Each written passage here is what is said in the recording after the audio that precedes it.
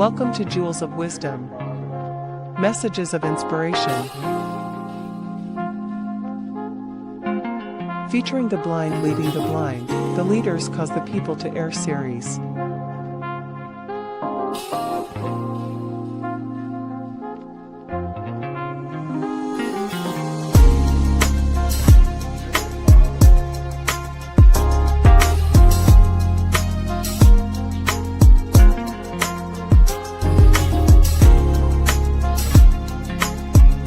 With host Mora Bathsheba, putting the wisdom of God back into our relationships.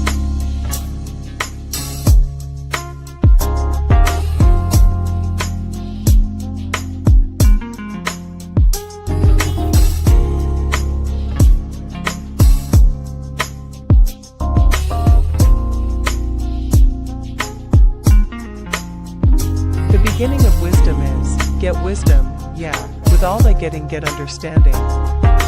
Proverbs chapter 4 verse 7.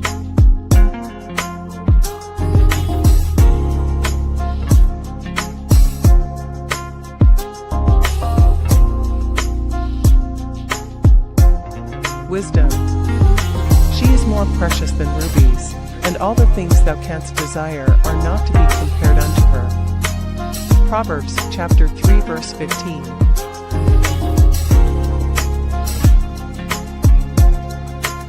Wise words. Wisdom is the ability or result of an ability to think and act utilizing knowledge, experience, understanding, common sense, and insight.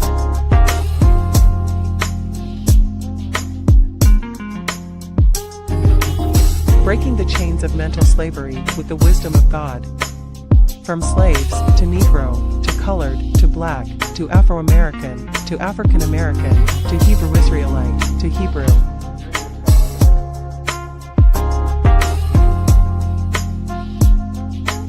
Special thanks to Chantel B., programming assistant and moderator.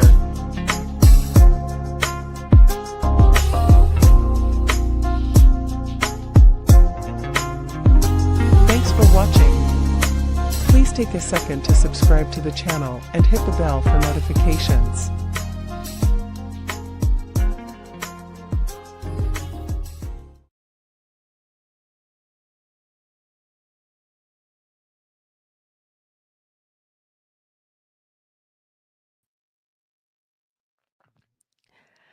Hallelujah. Praise the power of Abraham, Yitzchak, and Yaakov, whose name was changed to Israel, the creator of the heavens, the earth, the seas, and all that in them is, the Redeemer and Savior of Israel, and not just Israel, but the whole entire world. Almighty Yah, I thank and praise you for another day, which brings another opportunity to repent of our foreparents, parents, ours, our children, and our children's sins. For we have continually walked contrary to your laws from the days of our youth. For we have a whore's forehead and refuse to be ashamed. For we love the precepts, customs, laws, and traditions of men. But our leaders cause the people to err, and they who are led them are being destroyed, Almighty Yah, totally destroyed. Therefore, I pray that you judge these false leaders and teachers as men and women who defile the marital bed by breaking the covenants of marriage through adultery, and as men and women who shed innocent blood through murder. For the blood of your people are upon their hands, because they failed to warn the people of your impending wrath, which is your impending judgment. And they failed to teach the people your laws, that if a man walks therein, he should live. Therefore the people are dying in their sins, but their blood will be required at the hands of these false leaders and teachers who failed to be watchmen. The whole earth mourns, Almighty Yah, because of the wickedness being perpetuated on it on a daily basis. The trees cry out, the beasts of the field, the fowls of the air, the creeping things, the fish of the sea, and even we who are your servants are crying out each day because of all the wickedness and evil running rampant throughout this earth, Almighty Yah, and not just throughout this earth, but among your children, the children of Israel. For we are wasting away in not just our forefathers' sins, but also in our sins, because we turn our backs on you, our true and living waters, for broken cisterns, cisterns that cannot hold water for these traditions of men, these unholy celebrations, these unjust laws, unclean diet, unrighteous ways, mannerisms, behavior, speech, and style of dress. I ask you to judge these leaders, then give us leaders, shepherds after your own heart, even according to the heart of David, who would teach us knowledge and understanding of your words and to walk in your ways and live. Yeah. I pray for all of your servants who are mourning the loss of a loved one, and I pray that you replace their sadness, sorrow, pain, suffering, and mourning with the love, joy, peace, happiness, and fulfillment that their loved ones brought into their lives. I ask you to heal and forgive our sins. Heal and restore health to our bodies and minds from all the sicknesses, diseases, pestilence, and plagues that you have brought upon us for our disobedience to you, as well as our disobedience to your dietary laws. I pray that you come against anyone who comes against this channel, Yah. This channel who is teaching the people your true and living words. And bless those who bless us and curse those who curse us. Curse us as you promised Abraham that all the families and nations of the earth are to be blessed through his descendants, Almighty Yah.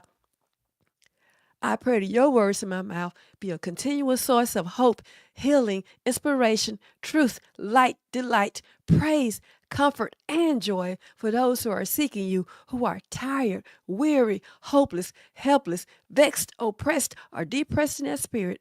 And I pray that I lead none of them astray by not leaning to my own understanding and to trust you with all my heart and to remember that I am human and prone to make mistakes. I also pray that your words in my mouth be a source of fire for those lovers and workers of iniquity, and let the people be wood and let it devour all the sin found in them, Almighty Yah. I thank and praise you for all your blessings, mercies, benefits, and grace that you have bestowed upon all of your servants, even the children of Israel. For truly you've been good to Israel for your mercies, Almighty Yah, your mercies. They are new each day, and I thank you for them. I lift up my hands with my voice and shout, Hallelujah! Hallelujah! Praise the power of Abraham, Yitzchak, and Israel, for he is worthy, most worthy, definitely worthy to be praised. Almighty Yah, Selah.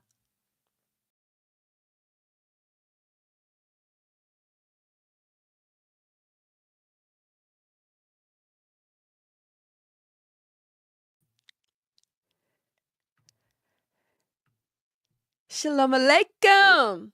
And hello to all, whomever you are, wherever you are, and whenever you are watching. I'm Rabbi Sheva, and welcome to my weekly Bible study class, where my mission, goal, purpose, and slogan is to put the wisdom of God back into our relationships, because without God in our relationships, there's no holiness, righteousness, justice, prudence, nor wisdom in our lives. Proverbs chapter 4, verses 6 and 7 says,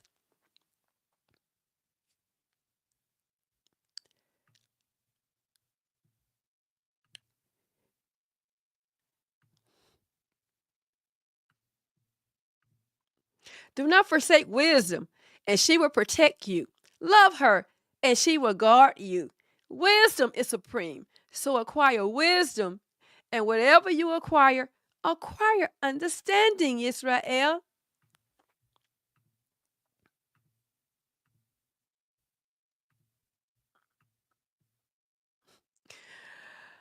For those who are new to this new way of life, being a Hebrew, being conscious of who you are, in this lesson and in all of my lessons, my reference to God being called Yah is based on Psalms chapter 68, verse 4. And it says, sing unto God, sing praises unto his name, extol him that rideth upon the heavens by his name Yah, and rejoice before him.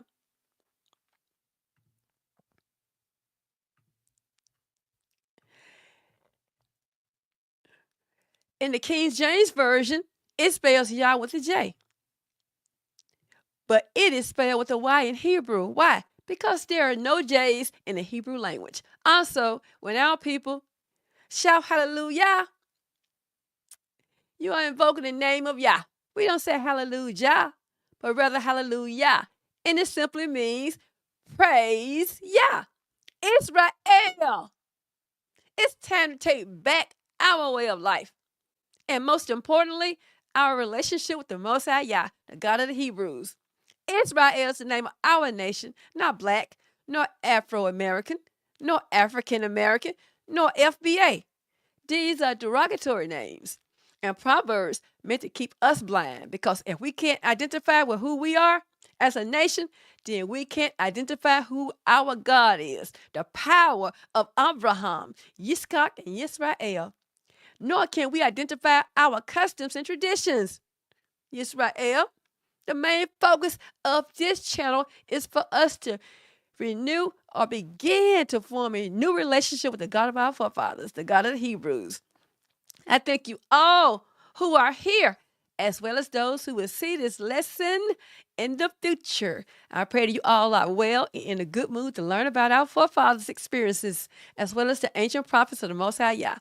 The Holy Scriptures used in this lesson are in the description box below this video. If anyone has any questions or comments, please feel free to leave them in the chat or the comment section down below the video. And please don't show hate to anyone at any time in the chat nor the comment section. If I can't answer a question now, I will either reply to it later or address your question on the next video. Disclaimer, please beware that I am not all-knowing nor omnipotent. Therefore, some things are hidden by God, and He alone reveals the secret things to whom He pleases. Before I begin, I would like to ask the Most High Yah for guidance, wisdom, knowledge, and understanding of His words that can be found in the Holy Scriptures from Genesis to Malachi, and that it is not my intention nor my purpose to mislead, misguide, nor misdirect anyone off the path of righteousness. Hallelujah! Now, let's get into the lesson. Man, oh man, I got this news hot off the press. Have you heard what happened to John Doe? No, man, I didn't. It's deeper than what you heard. That's only half the story. I have all the tea, all the juicy details. Wait till you hear this. Now, what's wrong with that scenario? Who is at fault? The one who is talebearing or the one who is listening to it? If you said both, then you are absolutely correct. Gossip, like the serpent's temptation, often appeals to our desires, promising secret knowledge or a sense of superiority. It starts by saying, "Did you hear? Have you heard?" Just as the serpent told Eve, did God really say? Proverbs chapter 17, verse 4 says, "One who acts wickedly pays attention to evil counsel. A liar listens to a malicious tongue." Did you hear that, Israel? One who acts wickedly pays attention to evil counsel, and a liar listens to a malicious tongue. This proverb delves into the idea that wickedness attracts lies. Those with ill intentions are more likely to indulge in and propagate gossip and lies, emphasizing the interconnectedness of one's character and the words they entertain. So you entertain liars, you are a wicked person. You gossip, you wicked as well. So if you are a known liar, you are more likely to listen to gossip and slander. And on the other hand, if you are a wicked person, you are more prone to heed evil advice. No winners there. Both actions lead to sinful behaviors, Israel. Yes, gossiping, slander, talebearing, and spreading lies is sinful behavior. No getting around it. It is a sin that should be and can be avoided by minding your own business. It's not your place to tell someone else's secrets or private communications. Gossip may seem harmless, a way to connect or share information, or a way to make you feel good about your miserable, unhappy, sad life. But it can plant seeds of doubt, damage, and emotional harm, and ultimately cause division, resentment, strife, and chaos. And all of this does what? Destroy the trust that holds relationships together. Whether it is your friend, spouse, family member, co-worker, or neighbor. Gossip is not harmless, Israel. People love to gossip about things they know nothing about, as if they are in the household with these people. All on YouTube. All on YouTube. It's a business. They make money out of tearing other people down. Why is it so among Israel? Israel? What's going on here? They don't gossip about somebody doing something good, something great, something positive. It's always about your assumptions. Or you want to magnify someone else's flaws. Tearing down relationships, even between husband and wife, between children and parents, between family members, friends, neighbors. Relationships are the heart of our lives. That's why my mission, goal, purpose, and slogan is to put God back into our relationships, because they are the heart of our lives. They bring us joy, support, a sense of belonging, a sense of community, a sense of family, and a sense of connectedness. But even the strongest bonds can be broken by a silent relationship killer known as gossip, known in the scriptures as talebearing or slander. Therefore, it is imperative that we put God back into our relationships, because without God in our relationships, there's no prudence, wisdom, knowledge, nor understanding of law. What law? The law about talebearing, found in Leviticus chapter 19, verse 16. Yes, it's a law about it. So when you out there gossiping, you are sinning. All these more righteous than God people. Sinning. I got the juicy details. I got it hot off the press. Love to tear other people down. Love it. A business. They go into a business of tearing other people down. And they love it so. How miserable can your life be to do that? You have to be a miserable, unhappy, sad person to always gossip. You can't find entertainment nowhere else but gossiping. Through gossiping. Get a kick out of it. Yeah, that happened to that good for. See, that good for. They enjoy it. And the Most High is against that. In this Bible study lesson, I would take a deep dive into talebearing, the serpent's tongue, from Eden's deception to today's gossip. That's the title of my lesson today. Gossip. The serpent's tongue, from Eden's deception to today's talebearing. The subtopics are: in the beginning, laws against gossiping, the etymology of talebearing, the poison of gossip, disguises of gossip, the purposes behind gossiping, and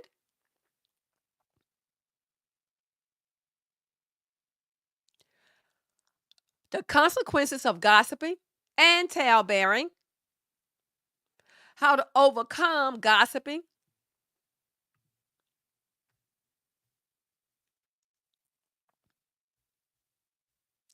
let me put them on the screen.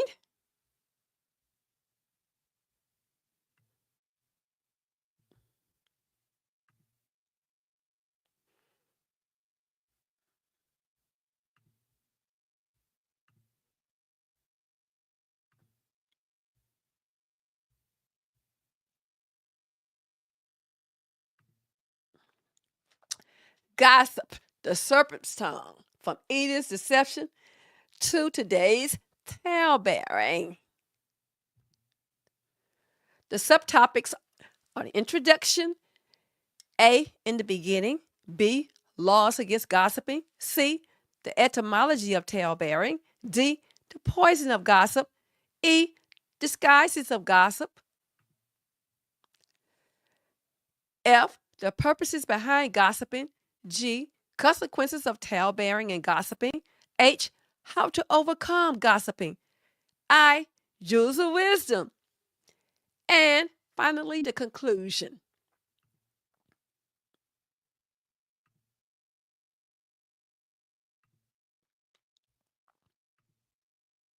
So these are my subtopics. I will uncover the insidious ways gossip destroys trust, sows discord, destroys social relationships, and ultimately creates a division between you and God. Did you know that? Gossip creates a division between you and God because it's a sin. It's a sin. But first, I will go back to the beginning to see how talebearing, misinformation, and falsehood planted the seeds of discord between God and man and between man and woman. I'll also examine the motivations behind gossip, its various forms, and the profound consequences it can have on the human psyche. The Tanakh warns against the destructive power of gossip, as Proverbs chapter 16, verse 28 reminds us that a perverse, you hear that? A perverse person, you have to be a perverse person, stirs up conflict, and a gossip separates close friends. Only a messy and perverted person partakes of this relationship killer called gossip. An idle mind is definitely the devil's workshop. So, sister or brother, you have nothing better to do than to stir up conflict and keep mess going. This speaks volumes about your life, your miserable, unhappy life. Like a wildfire, gossip spreads quickly, consuming everything in its path. Proverbs chapter 26, verse 20 illustrates this. And it says, without wood, a fire goes out. Without gossip, a quarrel dies down. It can begin with a small whisper, a seemingly harmless piece of information. But as it travels from ear to ear, it grows and distorts, often becoming unrecognizable from its original form, spreading like wildfire. It spreads like wildfire, Israel, and once it's out there, you cannot control it. But on the other hand, without gossip, backbiting, arguing, and acting a fool about nonsense, it soon dies down. You don't have all these problems.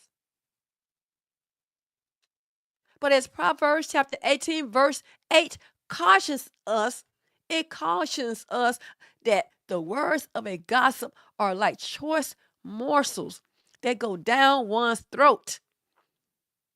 They are tempting and may even seem mind-blowing, scandalous, too juicy to pass up.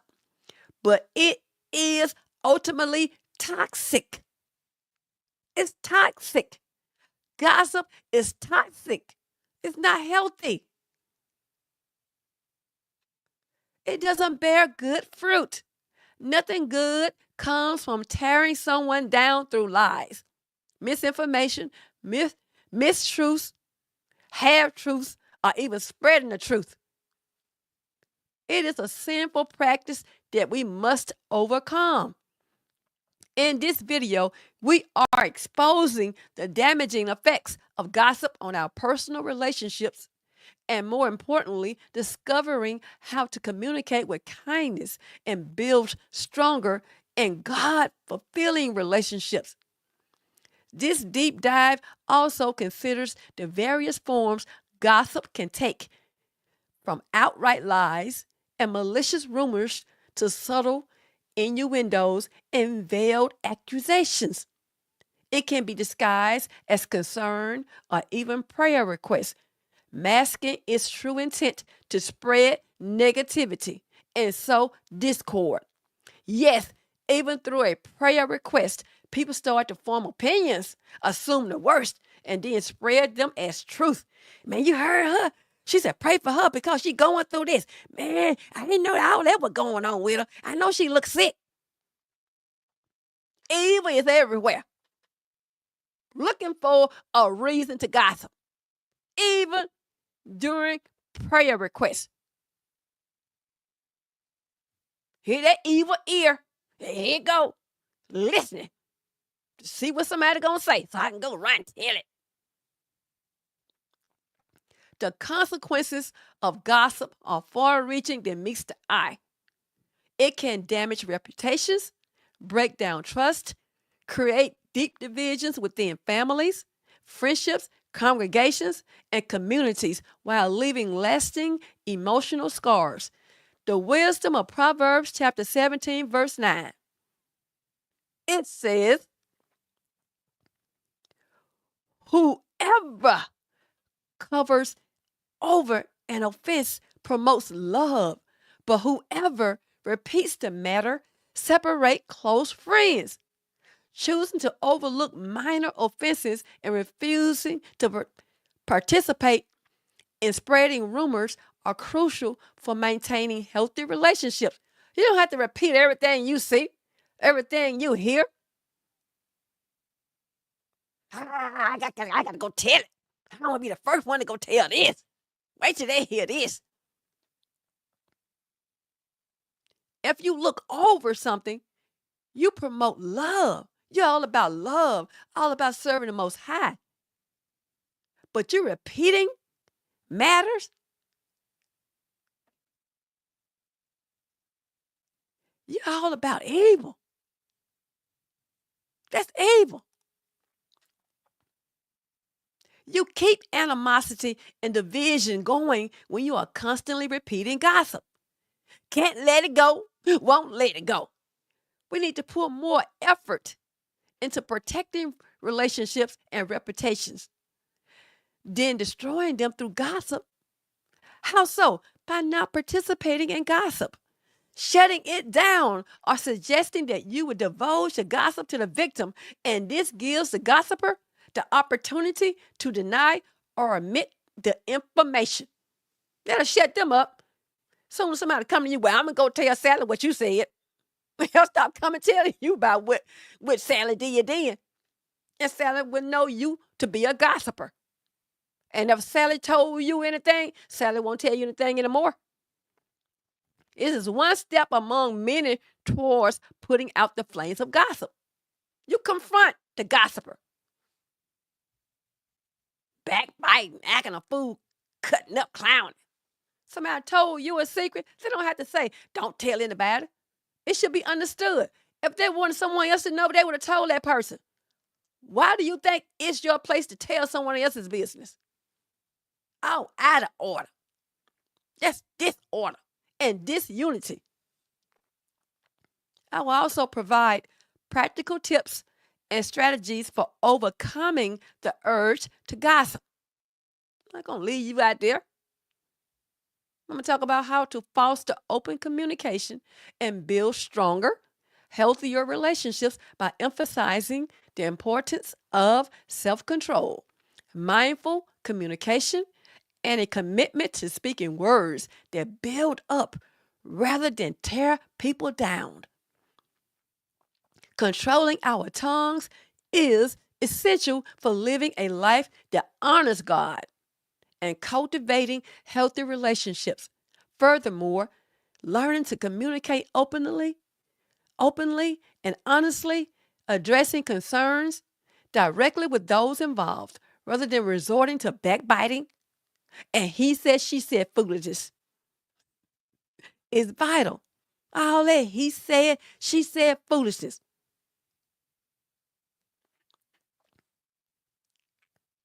It doesn't make sense, Israel. It doesn't make sense. How did it get this bad? because we love it. We entertain it. We keep it going. And people keep coming to us. That's why they come to you, because you love it. They already know. They know who to come to and who will spread it and keep it going. Let's talk about in the beginning. In the beginning. And no, that happened during Eve and Adam time with the serpent. We go back to the foundation of this talebearing. That's why I call it the serpent's tongue. You will know from now on when somebody gossiping, oh no, that's a serpent's tongue right there. That's a serpent's tongue. So just as the serpent in the Garden of Eden used carefully crafted words to plant seeds of doubt in Eve's mind, so too does the gossiper use their tongue to spread misinformation and create discord. The serpent did it. He created discord. And the gossiper is doing the same thing. The serpent did completely outright lie. It twisted the truth, suggesting that God wasn't being totally honest and that he was withholding something good from them.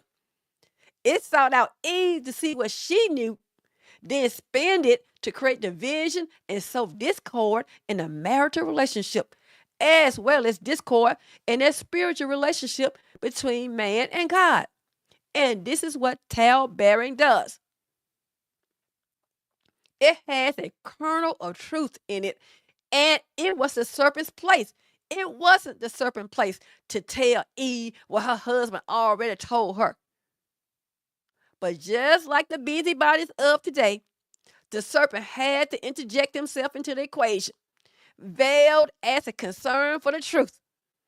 He wanted Eve to know the full truth, because obviously God told them to have truth in his eyes. So Chantel B, you know how I do it.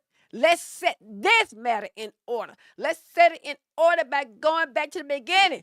Let's go to Genesis chapter 2, verses 15 through 17. I want to see how all this was started in the beginning. Let's set it in order. Show the people the serpent's tongue. Yes. And it reads, Yah God took the man and placed him in the orchard in Eden to care for it and to maintain it. Then Yah God commanded the man, you may freely eat fruit from every tree of the orchard, but you must not eat from the tree of the knowledge of good and evil, for when you eat from it, you will surely die. Now, what's hard about that? That's a commandment. He told him, you can eat from it, but he didn't say, don't touch it. So pay attention to when Eve get it. She got a second hand, like people do when they gossip and they get a second hand and they add their own little touches to it, their own spin to it. So we going to see about this. The Creator plainly told him, you must not eat from that tree. And when you eat from it, you will surely die. Now, before Eve was created, God gave Adam this command firsthand. It was not second-handed information. And he obeyed it until Eve was created. And then she was convinced to go against God's command after the serpent tricked her. Tell the truth or tell a lie. Here comes the adversary sowing discord. Now, Chantel B, you know how I do it. Let's set this matter in order by going to Genesis chapter 3, verses 1 through 5. We're going to see about this second-handed information. And about this gossiper coming here with a new information. They always come and think they're telling you something new. I'm just going to speak half the truth. And here we go, listening to half-truths and mistruths and outright lies, because we love it. We love it. Why do we love lies more so than the truth? And we love to hear about people's flaws, indiscretions, and sin more so than hearing about people doing something good with their lives. They don't spread like wildfire. You have to search that matter out. But gossip, somebody doing something they shouldn't be doing, or saying something they shouldn't be saying, oh no, it'll find you. You mind your own business. Here they come. Have you heard? Did you know? And that's an indication right there. It's gossip.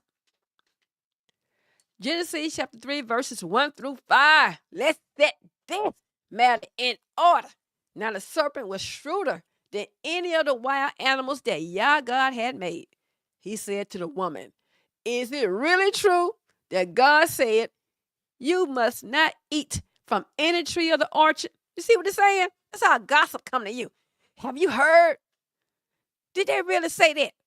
Trying to pick you and see what you know. Oh, child, no, somebody told you wrong. I got the truth. I got it straight from the horse's mouth. Let me tell you. So he picking, what people call picking. He picking her. The serpent is picking Eve to see what she knows so that he can craftily approach her from another angle in order to deceive her. That's all it's about. And then the woman said to the serpent, we may eat of the fruit from the trees of the orchard, but concerning the fruit of the tree that is in the middle of the orchard, God said, you must not eat from it and you must not touch it. That's a lie come in. See how you add to it? She got a second hand. So yes, Israel, when you get information second hand, people add to it before it got to you. So she added to it. God did not say that. She added to it. You must not touch it or else you will die. And God didn't say don't touch the fruit or else you will die. Now, this is the perfect example of someone hearing information secondhand or third-handed. They add their own words to the original information, and this is how lies get started. Nothing is new under the sun. The serpent said to the woman in verse 4, surely you will not die. For God knows that when you eat from it, your eyes will be open, and you will be like God, knowing good and evil. It wasn't the serpent's place to tell them that. God wanted them to know, he would have told them, going back to the gossiper. If you want that third or fourth person to know, you would have told them. Why the gossiper think it's his or her place to go tell your private information? I mean, for God knows that when you eat from it, your eyes will be open and you will be like God. That was tempting enough for her. That's what tempting enough for her. Now, verse 5 is true, but verse 4 is a lie. You will die, and they did die. Truth mixed with lies. Sounds like our modern day teachers, pastors, ministers, etc. That's how they hook you in. Let's talk about the Hebrew word. The Hebrew word for crafty is arum. Arum. It's shrewder. Crafty basically means clever. Arum. That's the word. The serpent told Eve, and Eve passed along the information to Adam. They gave more weight to the serpent's tongue and misuse of words than God's. Go figure. They're discussing the information amongst themselves and purposely decide to defy God. No one can say that Adam didn't know that he was consuming the forbidden fruit that Eve gave him, because when God questioned him, he quickly threw her under the bus. The woman you gave me. No shame among sinners, huh? And this is what a gossiper is, clever with words. And today, we do the same thing. We tend to believe the serpent's words than the truth because his words are carefully crafted to be tempting and damaging, like the fruit was tempting and damaging to man. Called the downfall of man. It caused the downfall of man. It was tempting. They wanted it. Just like this juicy gossip. It's tempting. I want to hear it. Can't wait. Good, you say you're going to tell me something? Come on now, tell me. I've been waiting all day for this. Similarly, gossip rarely deals in complete fabrications. Instead, it often exaggerates, omits crucial context, or subtly shifts the narrative to cast someone in a negative light. And that's what gossip does, negative light. This manipulation of information, like the serpent's words, plant seeds of suspicion, doubt, and distrust, poisoning relationships and fracturing families and friendships and congregations. It's causing divisions everywhere. No one is off limits to gossip. So how many of you have been gossiped about? I can admit I have. People think they know you, think they know what's going on in your relationship, in your household, all in your business. I said, don't hate the haters, your biggest fans. They keep your name circulating out there. That way you can tell when somebody is jealous of you. They're always talking about you. The gossiper, like the serpent, often masks their malicious intent, presenting themselves as a concerned friend or a bearer of important news. Here they go. But their words, carefully crafted and strategically delivered, are designed to erode trust, damage reputations, and ultimately sow discord. The echo of the serpent's deception resonates in every whispered rumor, reminding us that the tongue, though small, holds immense power to build up or tear down. Proverbs chapter 18, verse 21. It says, death and life are in the power of the tongue, and those who love its use will eat its fruit. The serpent twisted the script in order to sow discord between God and man, and then between man and woman, because neither one of them took responsibility for their action. Adam blamed Eve, and Eve blamed the serpent. God first pronounced discord between the serpent seed and the woman's seed. Then discord between man and woman when he told Eve that Adam would now rule over you, which is contrary to his original plan.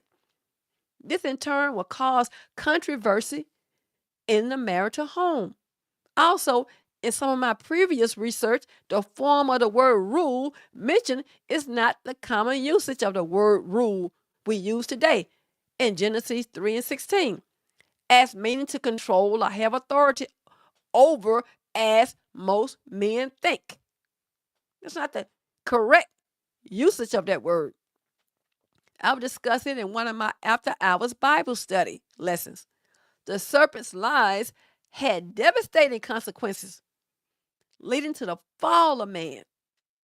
While the consequences of gossip may not be as immediately devastating, they can be deeply damaging, causing distrust, breaking down relationships, and poisoning minds. Let's talk about the laws against gossiping. Laws against gossiping.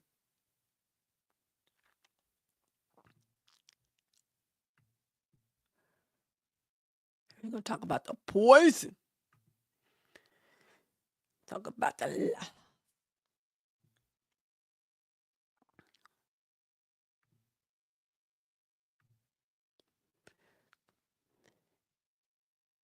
You shall not go about as a talebearer among your people.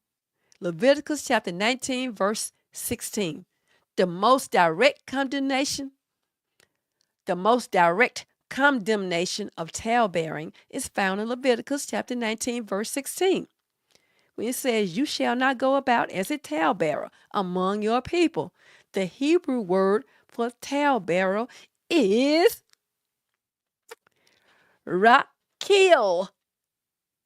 Rakil. And it implies someone who actively and maliciously spreads rumors or slander, going from person to person to do so.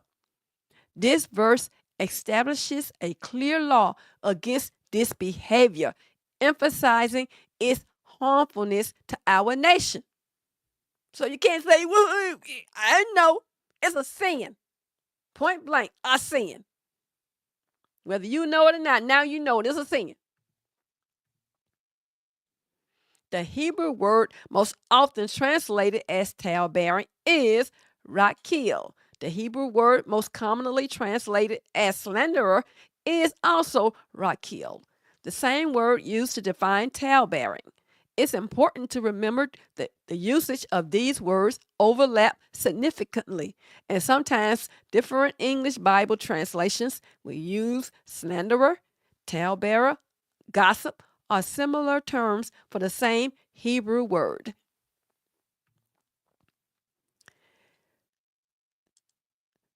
Gossip, the relationship killer. Hebrew etymology of talebearing. Rakil. The Hebrew word rakil emphasizes the person who actively and often maliciously spreads harmful information, slander, in the form of slander, gossip, or tales. It's closely related to the concept of lashon hara, which means harmful speech, and other terms that describe various aspects of negative information or negative communication. The etymology of that highlights the image of someone who travels around disseminating damaging rumors and gossip. So you have talebearing, it's rakil, evil tongue, lashon hara. That's my new favorite word. My new favorite word is lashon hara, evil tongue. I hear gossip, evil tongue. I'm going to say it in Hebrew, lashon hara. You got gossip, slanderer, spread rumors. A whisperer is near gone. Gossip, law against talebearing. The root, the word comes from the root rakal. So rakil, the root of that word is rakal, which is not used in the Hebrew Bible itself, but is understood to mean to go about from one to another for trade or gossip. This suggests the ideal of someone who travels around spreading information. The meaning of rakil carries a strong negative connotation. It refers to someone who is a peddler or trader of information, particularly of a harmful or deceitful nature. It implies someone who actively seeks out and spreads rumors, gossip, or slander, often with malicious intent. You cannot spread gossip without having a malicious intent. Let's be real. Related concepts. The word is sometimes associated with other Hebrew words that relate to speech and communication, such as lashon hara, which means evil tongue, and refers to slander or harmful speech in general, while rakil specifically refers to the person who engages in this behavior. Lashon hara refers to the act itself. All slander is lashon hara, but not all lashon hara is necessarily attributable to a rakil. For example, someone might unintentionally say something harmful without being a habitual slanderer. Near gone, which means whisperer, complainer, or slanderer. It can overlap with slander, as whispering and complaining often involves spreading negative information. Mozi divar ra'ah. So that mozi divar ra'ah. This phrase literally means one who brings out an evil report. It's a more descriptive term for someone who spreads slanderous information. Therefore, the etymology of talebearing in Hebrew points to someone who actively and often maliciously spreads misinformation, particularly of a negative nature, going from person to do so. This highlights the destructive nature of gossip and slander, emphasizing its potential to damage reputations and relationships. It's closely related to the concept of lashon hara, harmful speech, and other terms that describe various aspects of negative communication.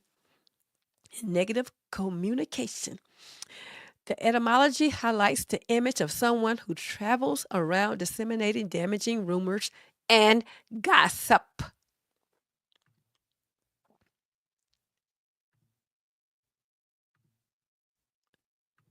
So those are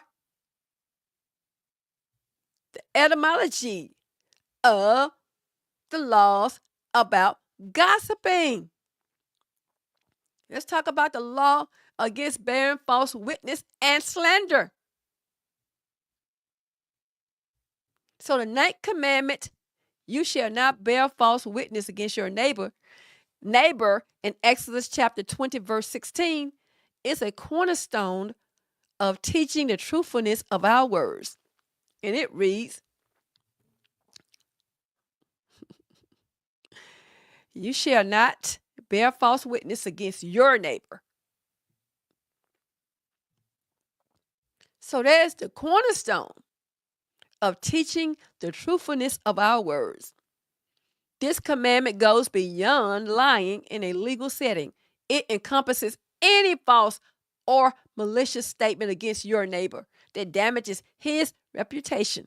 This law has a broader application to lying about other people in general. Psalms chapter 15, verses 1 and 5. Let's go there. It further asks the question to the Most High.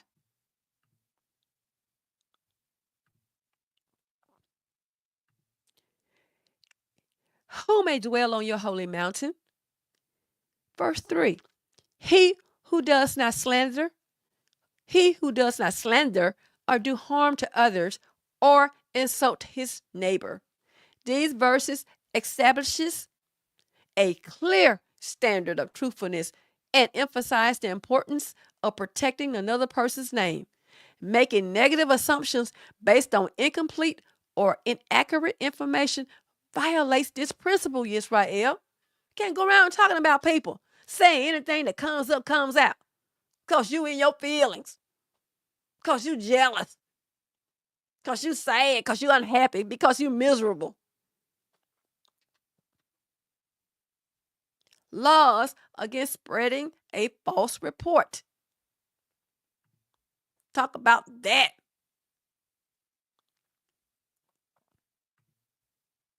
You receive the information second or third hand. So you don't know whether it's true or not. But here you go spreading it as if you were a witness to it. So let's go to Exodus chapter 23, verses 1 and 2 and see what God has to say about this. You see, God knows. He know our wicked heart better than we. He already anticipated all of this. He anticipated. Busybodies. I don't mind. Unhappy. Envious. Jealous. So let me go talk. I mean, evil. Nothing better to do with your life, my sister, my brother, than to constantly be on the phone, tearing somebody else down. If that's your trigger point, don't get on the phone. Some people are all on social media scrolling, trying to see what this person said today. Look at him. Look at her. She got that old horse hair on. Look at her. Look at him. All on social media. Just want to show. He just want to showboat what he has. I mean, scroll social media to tear people down. Let's see what they got to say today. Busybody. Miserable. Too much time on your hand, my sister. Too much time on your hand, my brother. God got you. Whether you know it or not, God got you. Exodus chapter 23, verses 1 and 2. You must not. Oh, now this optional. all that stuff Moral Basheba talking about is optional. You must not give a false report. Do not make common cause with the wicked to be a malicious witness. This verse emphasizes the importance of truthfulness and warns against spreading false information, which is often a foundation of rumors. False information is the foundation of rumors, and it also warns against scheming with the wicked to do so.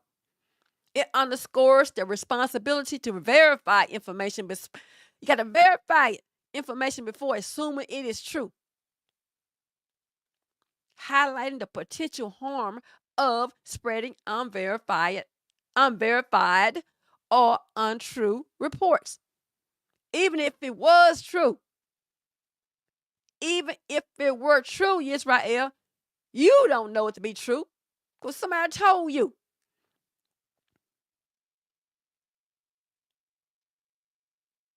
And there are consequences in spreading a false report and bearing false witness against your neighbor, whether you know it or not. Verse 2, you must not. He ain't talking about the whole world. You're supposed to be a light to the world, a priest to the nation. He said, Israel, you must not follow a crowd in doing evil things. In a lawsuit, you must not offer testimony that agrees with the crowd so as to pervert justice. Christ said, I don't care what the other nation doing. I'm telling you, Israel, what not to do. And we do it anyway. Be the first to do it anyway. Everything God said don't do, we are caught doing it.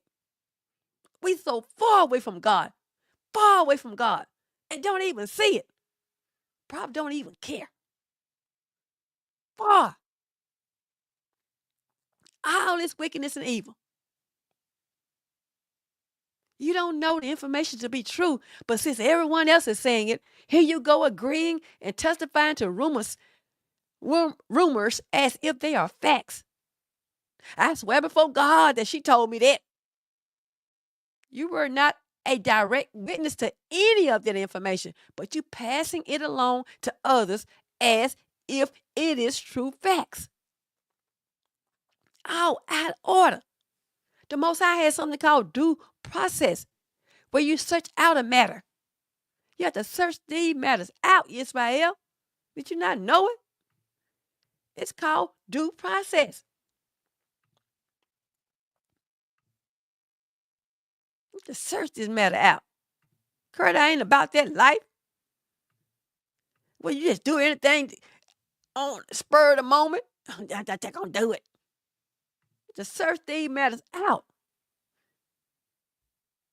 God knows the heart of man, that it is wicked all the day long. That is why he implemented due process in all legal matters. In all legal matters. Because man will lie. I talked about that last week when discussing oaths. That in court, man will place his hand on a Bible lying, saying that he swears. He swears or affirms to tell the truth. So help me God. Lying and knowing he is lying. Chantel B, let's go to Deuteronomy.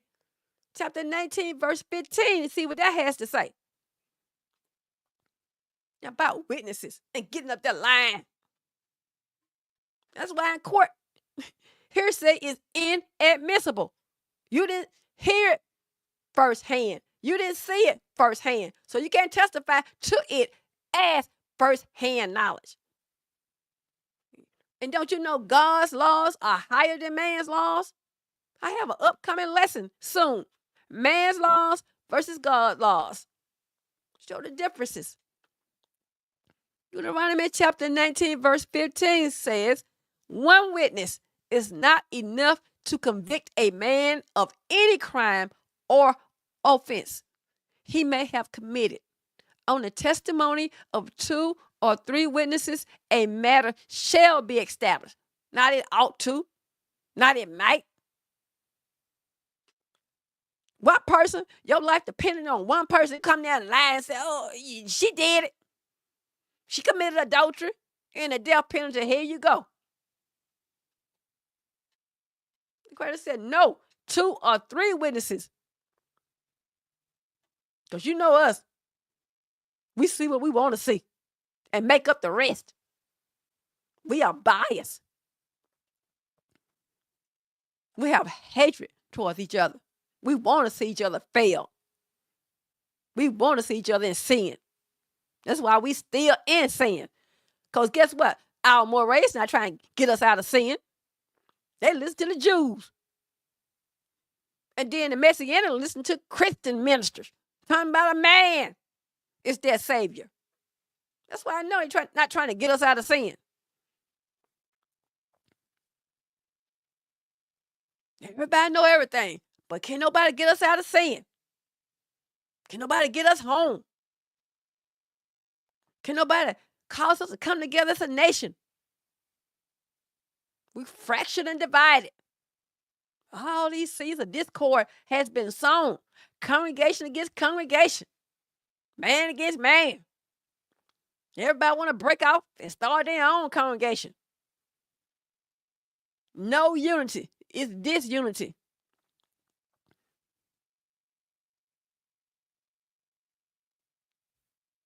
All out of order. But Deuteronomy chapter 19, verse 15, it highlights the need for sufficient evidence. Sufficient evidence, not half-truths, mistruths, untruths. And careful consideration before making judgments. But do we consider evidence when spreading rumors? No. Hit a rumor mill going. We take it and run with it. Keep that rumor mill going. This verse also underscores the danger of hasty or unfounded accusations. People lie, Israel. People lie. And we would rather believe a lie than to hear the truth because lies sound so much more juicy and damaging than the truth. Sinful Israel at its worst. And backing up with this Deuteronomy chapter 19, verse 15, if you found to be a liar when you go to court testifying, whatever you sought to have done to that person, the Creator said, it shall be done to you. Therefore, you're going to put evil from among Israel. Keep you from lying. Your lie would have cost somebody else their life. The Creator said, okay, then, your life has to be taken. And the rest going to see that, and they're going to fear. That's what's wrong with these people today. They don't fear. That's why they keep committing murder. They don't fear the consequences. Keep abusing their children. No fear. Keep eating unclean. No fear. Keep committing adultery. No fear. Keep lying. No fear. Keep stealing. No fear. They don't fear man, so you know they don't fear the Creator. Because even if man didn't catch them, the Creator got you. And you wonder why things happen to you. Somebody stole from you. Because you stole from somebody else. Let's talk about the poison. The poison of gossip. We're going to talk about it now. Told you it's going to be a deep dive. We're going to talk about it. I do a deep dive when I talk. I want the people to know. All your questions will be answered. No doubt that gossip is a sin. Gossip is a poison that seeps into the roots of our relationships. It can manifest in many ways, including sharing secrets, gossip, slander, and spreading falsehoods.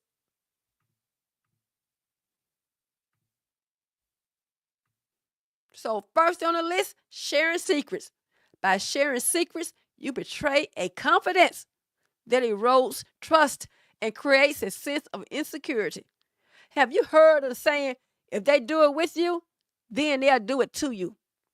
In other words, the same person that you are gossiping with will in turn gossip about you.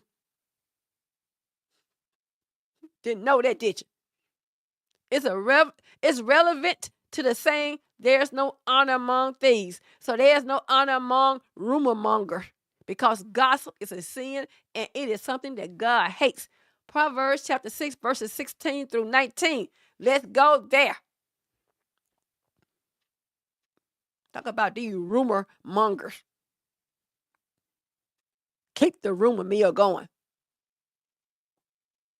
I mean, all among Israel, you got some congregations, that's all they do, just gossip. Known for gossiping. Always in somebody else's household, in the bedroom and everything else. Worry about who married who with who doing what. They can see you talking to a guy, automatically they sleeping together. Because that's their wicked mind. I guess they be sleeping with whoever they seen talking to. So that's why they assume everybody else is doing it.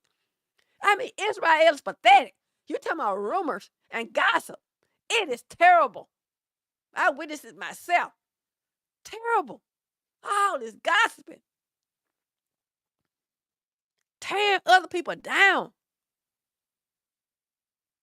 Soon as a sister get with a guy, here they go. Here the rumor mill go. I got to tell him. I just got to tell it. Jealousy. The sister miserable, so she don't want to see another sister with this brother. Or she might have an interest in that brother. Here she go. It ain't gonna last. It ain't gonna. If it doesn't last, my sister, it's not because of you. It's because of whatever went on between that man and that woman. People think they have control and power over your relationship because they're miserable, or they might be interested in a man, or another woman might be interested in your man, or another man might be interested in your woman. Instead of them moving on to realize the man don't want them, or the woman may not want you. No, I just got to tear it down. I got to tear that house down. I can't stand to see them happy because I want that man for myself. And if it doesn't work, the man still don't want you, my sister. Go figure. Proverbs chapter 6, verses 16 through 19. There are 6 things that Yah hates. 6. Even 7 things that are an abomination to him. Haughty eyes, a lying tongue, and hands that shed innocent blood, a heart that devises wicked plans, trying to tear somebody down through wicked plans. I can't stand to see them happy. Feet that are swift to run to evil. I got to run see what's going on so I can go tell it. A false witness right behind it who pours out lies. A person who spreads discord. You hear that? A person who spreads discord among family members. That's gossiping. The creator hates it. Can't stand to see them get along. Let me go say something. Guess what? So-and-so said this and so-and-so did this. The creator hates it. You're just spreading discord among family members. Spreading gossip sows discord among men, Israel. It keeps mess going. Never a dull moment. Just like divorce, we should never, ever do anything that God hates. Anything that God said he hates, we should never be doing it. And look on that. Look back on that innocent blood murder I talked about earlier. He hates it, and we do it. Our young boys more experienced in holding a firearm than I am. Where the kickback at? All that loud noise. I mean, 14 years old, 12 years old. Will rob you at gunpoint. It won't think nothing of it. And it's something God hates. And when you rob somebody at gunpoint, that's called coveting. You coveting something that belongs to somebody else. So that's why God said don't covet. He has these commandments for a reason. Because when you covet, it's going to cause you to sin. So when you hold them at gunpoint, you coveting what they have. And then the next thing you're going to do is what? Murder them over that covet. That very thing that you coveting. I mean, a lying tongue. You out here lying. When you spread gossip that you don't know to be true, that's lying. That's why you shouldn't spread it. You don't know whether it's true or not. And you're spreading it. And God still got you on if it's true. You shouldn't be spreading it, still gossip. And I'm going to show you some of the veiled reasons people use to try to hide gossiping. I told you earlier about prayer requests. People always try to use these different scenarios to try to veil their, other words, disguise their gossiping techniques.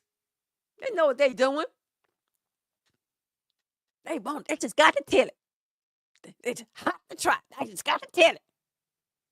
So they want to come to you in all these different scenarios disguised as being concerned about somebody. And they just want to spread gossip. That's all it's about, the bottom line. You create a haste.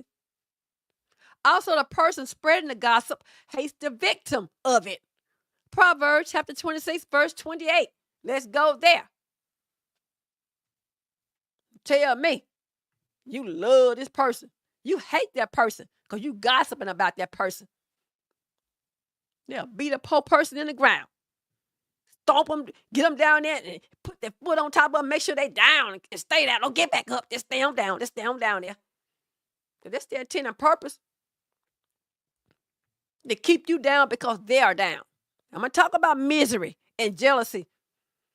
I'm going to talk about everything. I'm going to bring that in the open. I'm going to reveal this serpent's tongue. Been manifesting itself for far too long among Israel. I'm going to bring the light. Snatch the draws off of it, as they say. Show it the nakedness for what it is. Destroying people. Destroying families. Relationships. Friends. Homes. Families. Marriages. It's an equal opportunity employer. Gossip. Proverbs chapter 26, verse 28. A lying tongue hates its victims. Did you not hear that? Did you not hear that? A lying tongue hates its victims, and a flattering mouth works ruin. It hates it. Tell somebody, they hate you. Somebody always gossiping about you, my sister, my brother, they hate you. It's a form of hatred. You don't hurt people you love or people that's indifferent to you. You don't even bring them up. It has to be some form of hatred for you to open your mouth and purposefully lie on someone, even in anger. You know how we do? Gossip and slander. Lashon hara. Sharing secrets with the intention of harming another person's reputation is strictly forbidden. This is considered lashon hara, evil tongue, and is a serious transgression. The Torah emphasizes the importance of protecting another person's name and reputation. Sharing secrets that are embarrassing, humiliating, or untrue falls under this category. Talk about spreading falsehoods. You may or may not know the rumor to be true, but still spreads it anyway. That's wicked. Sharing secrets that are untrue or based on rumors is a form of bearing false witnesses against your neighbor, which is explicitly prohibited in the Ten Commandments. This kind of sharing not only damages the individual victim, but also corrupts the truth, especially in legal settings. People begin to lie and then testify to hearsay, which is inadmissible in our court system. So it's also inadmissible in God's court system. So you can't go nowhere with no hearsay. Tell me I'm going to testify based on what you heard. You can't even go to our court system and do that. So God not going to allow you to do it in his. God's laws supersedes man's laws. Let's talk about some of these disguises of gossip. Told you I'm going to snatch the draws off of them. Let you know about what's going on. Yes. All these veiled disguises.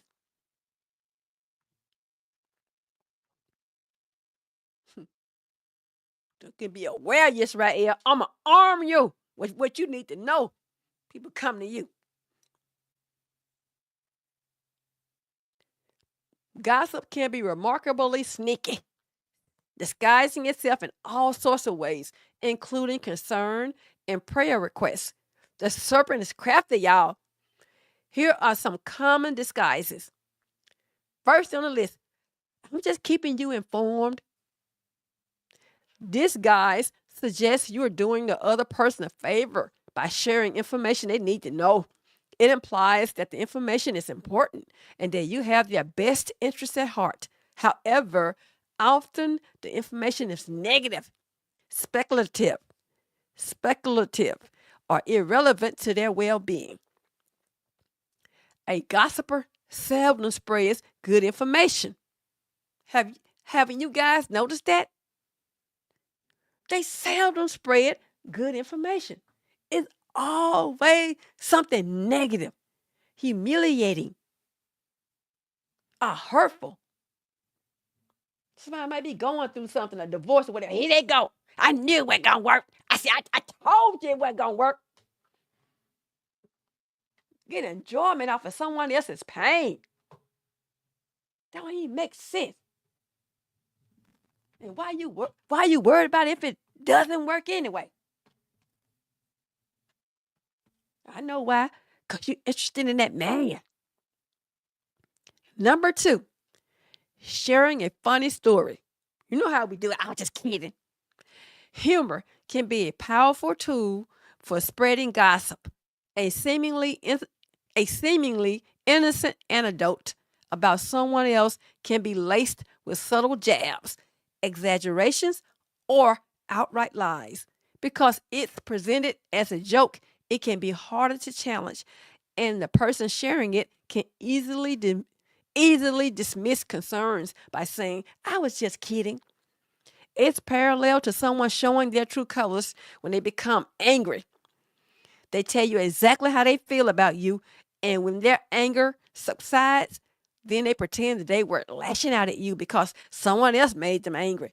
And that may be true. But at the same time, what they said to you can also be true as well. People tend to tell their true feelings about a person when they are angry, drunk, or under the guise of joking. You know, people come to you, good. You that dress, no, it look bad on you, bad body and everything. Then you say, what?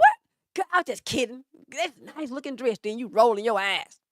Then go tell somebody else, girl, guess what? More about Chef, I had that old bad dress on. She don't go out like that. She ain't got no mirror at home. Let the gossip go.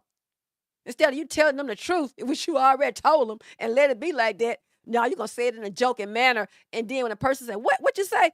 I was just kidding. No, be a man or woman of your word. Tell the truth. No, you want to go gossip to everybody else about what she's wearing. Trying to tear her down when you had an opportunity to confront the situation right there. Nah, I just rather just say I was playing, then go tell everybody else about it and laugh behind her back. You know how we do. Number 3, seeking advice. Asking for advice about a situation involving another person can be a way to subtly share gossip. By framing it as a request for help, you can divulge personal details about someone else's life without appearing to be gossiping. The advice sought is often just a pretext for sharing the story. When the receiver of the gossip starts asking questions, then you start blabbing about how that happened to so-and-so. You already knew that the person was going to ask questions, and this is your sneaky way of gossiping without looking like a gossiper. So you coming to the person saying, God, I want to ask you your advice about something. See, this man I was talking to, I found out he got a girlfriend. Then she pregnant. What would you do in that situation? You what? You got what? And then he said, good, nah, that wasn't none of me. That's Jane, though. Here you go. Because she wanted to tell it anyway, so you framed it as somebody else. Or you framed it as yourself, rather. and then you're going to go tell the truth then. Well, so-called tell the truth. Because you don't know. It might not even be her boyfriend. It could be her friend. But see, you're going to go tell gossiping about it as if you know what's going on. That's how people do. They'll come to you pretending like they want to ask you a question about your opinion about something in order to tell you about it happening to somebody else. That's the way of trying to start gossip and keep mess going. Number 4, expressing frustration. Venting about someone can easily morph into gossip. Complaining about a coworker, friend, or family member can lead to sharing private details or making judgments about their character. While expressing frustration is sometimes necessary, it's important to be mindful of the line between venting and gossip. Don't allow your venting to be the pathway to sin. You know how we do. We start complaining and venting. We want to tell it all. See, she forgot. I remember when she was over there messing with this married man. You're going to sit down and go tell on me that I took a extra 15-minute break. But I ain't saying nothing about her messing with that married man. Messing with that sister, man. She'll be ashamed of herself. You know how people do? So they start venting through that frustration, they start telling it all.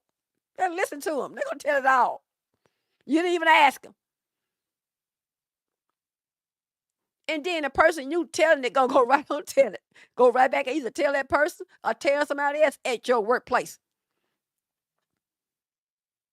Number 5, people love to say this.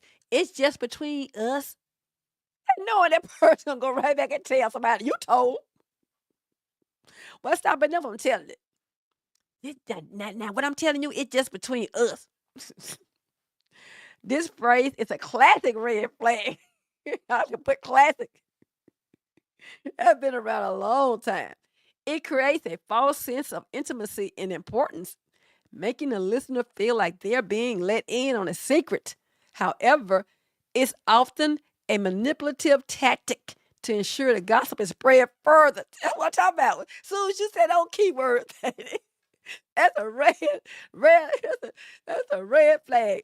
And it's a green light to let them go tell other people. If the information was truly private, it wouldn't be shared with anyone else. Anyone, Israel, anyone. Don't tell somebody in between us. And they go right on to tell somebody else. And another phrase I love, don't tell nobody. They go right on to tell somebody. Number 6, I'm not one to gossip, but I know a sister on YouTube. She has a gossip channel. And the first thing she says in her intro, I'm not one to gossip, but that but counsel everything before it. That's an oxymoron. This is a blatant attempt to disguise gossip. The phrase itself is a disclaimer. It attempts to absolve the speaker of responsibility for what they're about to say. However, the but inevitably introduces the very gossip they claim to avoid. It is an oxymoron. The but counsels the preceding words. I'm not going to gossip, but it's for their own good. That's what I'm telling you. Number 7, this justification suggests that sharing gossip is actually beneficial to the person being discussed. It implies that the information is necessary for others to understand or help them. However, this is rarely the true motivation, and the good is often a thinly veiled excuse for spreading negativity. That's all that about. Man, rumors are flying. This tactic deflects responsibility by suggesting that the gossip is already circulated. It's already out there. So I'm just saying what's already out there. But sister or brother, you are adding flames to the fire. Remember, Proverbs chapter 26, verse 20 says, without wood, a fire goes out. So without gossip, a quarrel dies down. The gossiper is merely reporting the news, not creating it in their wicked mind. However, by repeating the rumors, they are actively contributing to their spread of it. Keep the rumor mill going. Let's talk about something else. This can be a form of reverse psychology. By suggesting that they don't want to gossip, the speaker can pique the listener's curiosity and make them even more eager to hear the juicy details. Because the listener wants to know the other details and you are happy to divulge it. You may start telling them a little bit, and then they start asking you stuff. Man, I don't want to talk about that. I want to talk about something else. And then that thing you know, you talking about the rest of it because they asked you. And that's your intent and purpose. When somebody said, man, what was going on over there? I saw all kind of mess going on. They over there arguing, acting a fool and stuff. I don't want to talk about it. Let's talk about something else. You don't want to talk about it. Man, you saw so-and-so doing this over there. Next thing you know, man, no, they ain't what they were doing. They were doing this. You were happy to oblige. Trying to act like you didn't want to participate in gossip. And knowing that's what you wanted to do. You just wanted somebody to ask you. Take the easy way out so you won't say, well, they asked me. See, I didn't volunteer. They asked me. I was just telling the truth. Okay, then. You wanted them to ask. Number 10, I'm just being honest. You know, people say, I'm just telling the truth. That's all that is. I ain't gossiping. While honesty is important, it's often used as a shield for hurtful or judgmental comments. Sharing every thought that crosses your mind isn't necessarily being honest. It can be a form of gossip disguised as candor. True honesty is tempered with kindness and discretion. Being aware of these disguises can help you to recognize gossip in its various forms and resist the temptation to participate in it. Remember, even if the information seems harmless or well-intentioned, it's important to consider the potential impact on the person being discussed and choose to speak words that build up rather than tear down. Gossip can be insidiously disguised as concern or even prayer requests, making it harder to recognize and resist. Here's how it happens. Yes, tell you about all the different tactics this serpent's tongue uses to participate in gossip. Haven't you heard this one? I'm just worried about Jane Doe. I'm concerned about Jane Doe. This framing makes it sound like you have the other person's best interest at heart. It is a sneaky way to share gossip because the listener thinks the gossiper sincerely has concerns for the victim. So, Israel, be careful when asking for prayer requests because evil is out there to resist your good intentions in order to use it as a form of gossip. This method can lower your defenses, making you more receptive to gossip. So you don't think that they gossiping. Talking about, I'm just worried about someone. So now they coming to you gossiping because they want to ask you, why are you worried about that person? What's going on? They know what they doing. Crafty words. Crafty words, Israel, the serpent's tongue. However, the concern often masks a desire to share juicy details or speculate about someone's life. I heard or someone told me that should be the end right there. Nip it in the bud right there. I heard means they didn't witness it firsthand. Or someone told me. That's already telling you what? It's gossip. These phrases create an air of intrigue and importance, suggesting that the information is valuable or needs to be shared. It also deflects responsibility. You're not the source. You're just the messenger. Because somebody told me. So I ain't lying. But you're repeating the lie. But often the someone remains unnamed. Now, people always, they don't want it to be traced back to them, but it's going to be traced back to you, making it impossible to verify the information. Immediately, when someone uses these two phrases, they are outright admitting that it is gossip because they heard it from someone else or someone told them. This is as straightforward as can be. They didn't say, I saw, but rather I heard or someone told me. Gossip at its worst. I'm just sharing this so you can be aware of what's going on. You know it. This implies that you are doing the other person a favor by keeping them informed. It frames the gossip as helpful or necessary information, even if it's negative or potentially damaging to someone's reputation. Why do other people need to be aware of what's going on in someone else's life? Huh? Make that make sense, Israel. Make that make sense. Focusing on the negative. Concern is valid, but when the concern is primarily focused on another person's flaws, mistakes, or struggles, it often crosses the line into gossip. True concern would involve a desire to help and support, not simply to share negative information. And this is what the gossiper does. Focus on negativity. Always gossip about something negative. I don't understand. Miserable people. Disguised as prayer requests. I bet you guys didn't know that. I picked that up a long time ago. I want to pray for Jane Doe because you get up there saying it so you can tell everybody what's going on in Jane Doe's life. Jane Doe may not even have told you to go pray for her, but you're going to get up there and tell the congregation you want to pray for her because she's going through something. She's sick right now.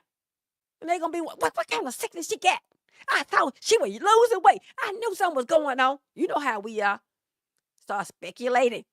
Our wicked and evil mind. We go to the worst first. Could just be having a cold. Just under the weather. No, it's worse than that. Here we go. Tell the truth or tell a lie.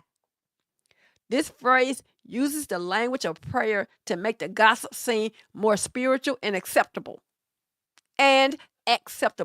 However, the because often contains details that are private, sensitive, or potentially embarrassing. No need to divulge any other information after the words, I want to pray for Jane Doe. You have to go into the reason why you're praying for Jane Doe. You just want to get up there and be a blabbermouth. Put Jane Doe's business all out there. You know what you're doing. Please pray for Jane Doe's situation. She going through it, y'all. You know what you're doing. What she going through? Then people go behind after you can sit down. Child, what's going on with Jane Doe? You know how we are. While genuine prayer requests are important, using prayer as a pretext for sharing gossip is manipulative. The focus shifts from genuine intercession to the dissemination of information. Again, no need to mention personal or private information in prayer requests. I'm sharing this so you can pray effectively for Jane Doe. This justification suggests that the details are necessary for informed prayer. However, often the details shared are not essential for prayer and are simply used as a vehicle for gossip. God knows what that person has. You want to be telling everybody what they have? Speculation and judgment. When prayer requests are accompanied by speculation about someone's motives or judgments about their character, it crosses the line to gossip. True prayer is about lifting others up, not dissecting their lives instead of listening in order to form opinions and speculate about what may be wrong. All out of order. Evil is busy. People sit down and listen to everything you say, dissecting people's lives so they can form opinions and speculate about what may be wrong. See, she said she was going through something, so that must be what it is. Child, that man must be out there. I saw him out there creeping on. I told you. That's why she upset. That's why she ain't been coming to the congregation. Because I saw him out there talking to Sally over there. So that must be what she going through, why she ain't been coming back, why she's sick. She ain't really sick. It's just that man, they going through it. They must be going to go through a divorce. I mean, all out of order, forming all kind of opinions and speculation about what's going on in somebody else's life. Because somebody said, I'm going to pray for them. And they did it the right way. I'm just going to pray for them. They didn't say why. And here you, I know why. I know why. Because I told you last week when I saw him out there with that woman, what was going on. I told you. So y'all won't listen to me. Now they praying for her. Oh, out of order. Why is this dangerous? It blurs the lines. Disguising gossip as concern or prayer makes it harder to recognize the harmful nature of this conversation. It can lull us into a false sense of security, making us more receptive to the gossip. It will catch you off guard. And before you know it, you are participating in it. That's all it's saying. It's dangerous. Because you thinking that person is being helpful by saying, I'm going to pray for this person. And you don't realize they gossiping. And you repeat the gossip. That's why it blurs the lines. They're trying to disguise it as a concern or a prayer request. It weaponizes spirituality. Using prayer as a cover for gossip is a misuse of something sacred. It can make people feel uncomfortable or guilty for questioning the information, even if it seems inappropriate. And you know it's inappropriate for to be up there talking about somebody like that. It damages trust. When we realize that someone has used concern or prayer as a way to spread gossip, it damages trust. It makes us question their motives and their sincerity. How to respond. Discernment. Pay attention to the content and tone of the conversation. If it focuses on negative details about someone else's life, it's likely gossip, even if it's framed as concern or a prayer request. Enough said. Directness, but be sincere. If you're comfortable, you can gently challenge the person by saying something like, it sounds like you're sharing some personal information about Jane, though. Have you talked to them about this? Or, I'd rather pray for Jane Doe without knowing the details. God knows their situation. Nip that in the bud. Because people come to you, pray for so-and-so. Hey, do it outside the congregation. Pray for so-and-so. I'll call you. Pray for so-and-so. You're like, what's going on? When you ask that, they'll blast to tell you. Because they want to gossip anyway. They want to be the first to tell you. Telling all the Jane Doe business. Refusal to participate. You can simply say, I'm not comfortable discussing this and change the subject. Prayer.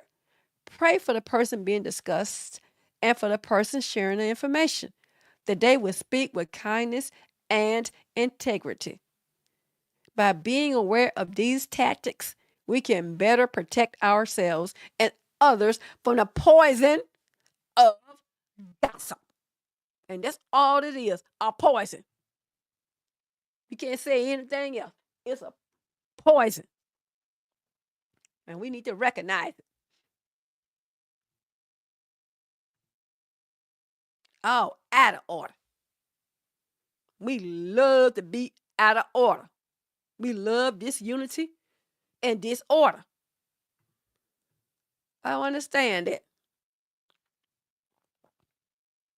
I don't understand it. I'm going to finish up.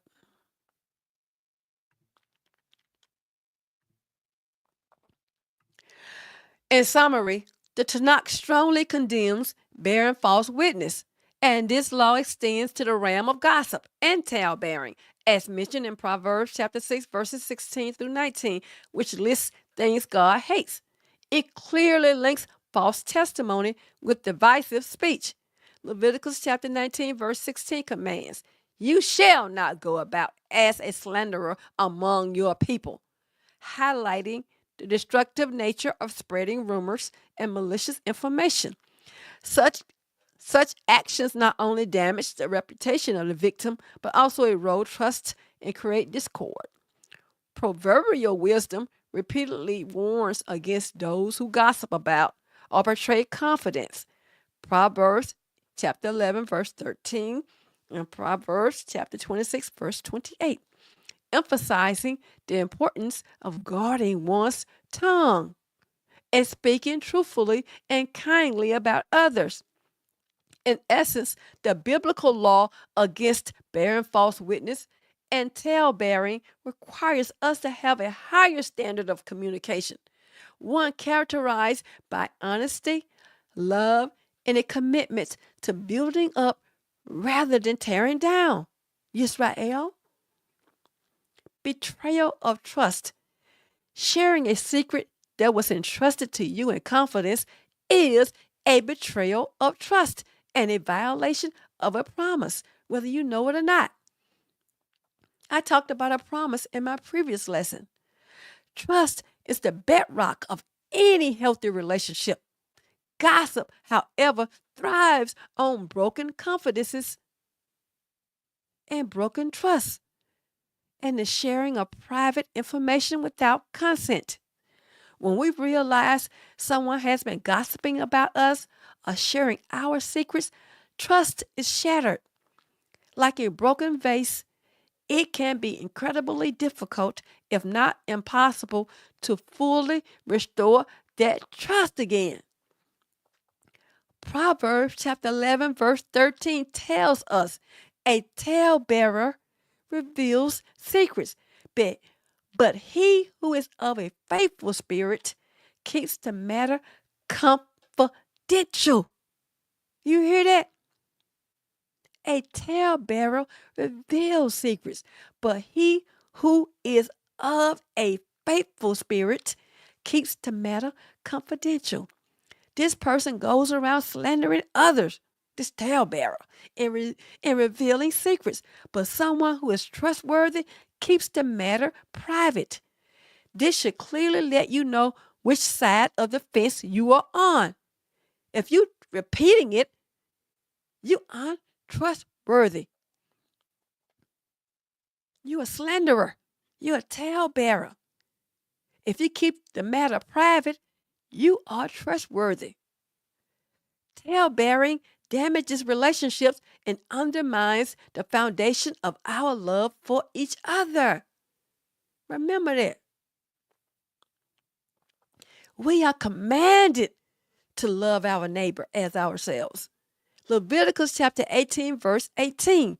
You must not take vengeance or bear grudge against any of your people, but you must love your neighbor as yourself. I am Yah. Also, remember that a slanderer hates the person whom he spreads gossip on. Proverbs chapter 26, verse 28. A lying tongue hates its victims, and a flattering mouth works ruin. So anytime you lie on someone, there's no love there. You should gossip on a person as much as you want to be gossiped on.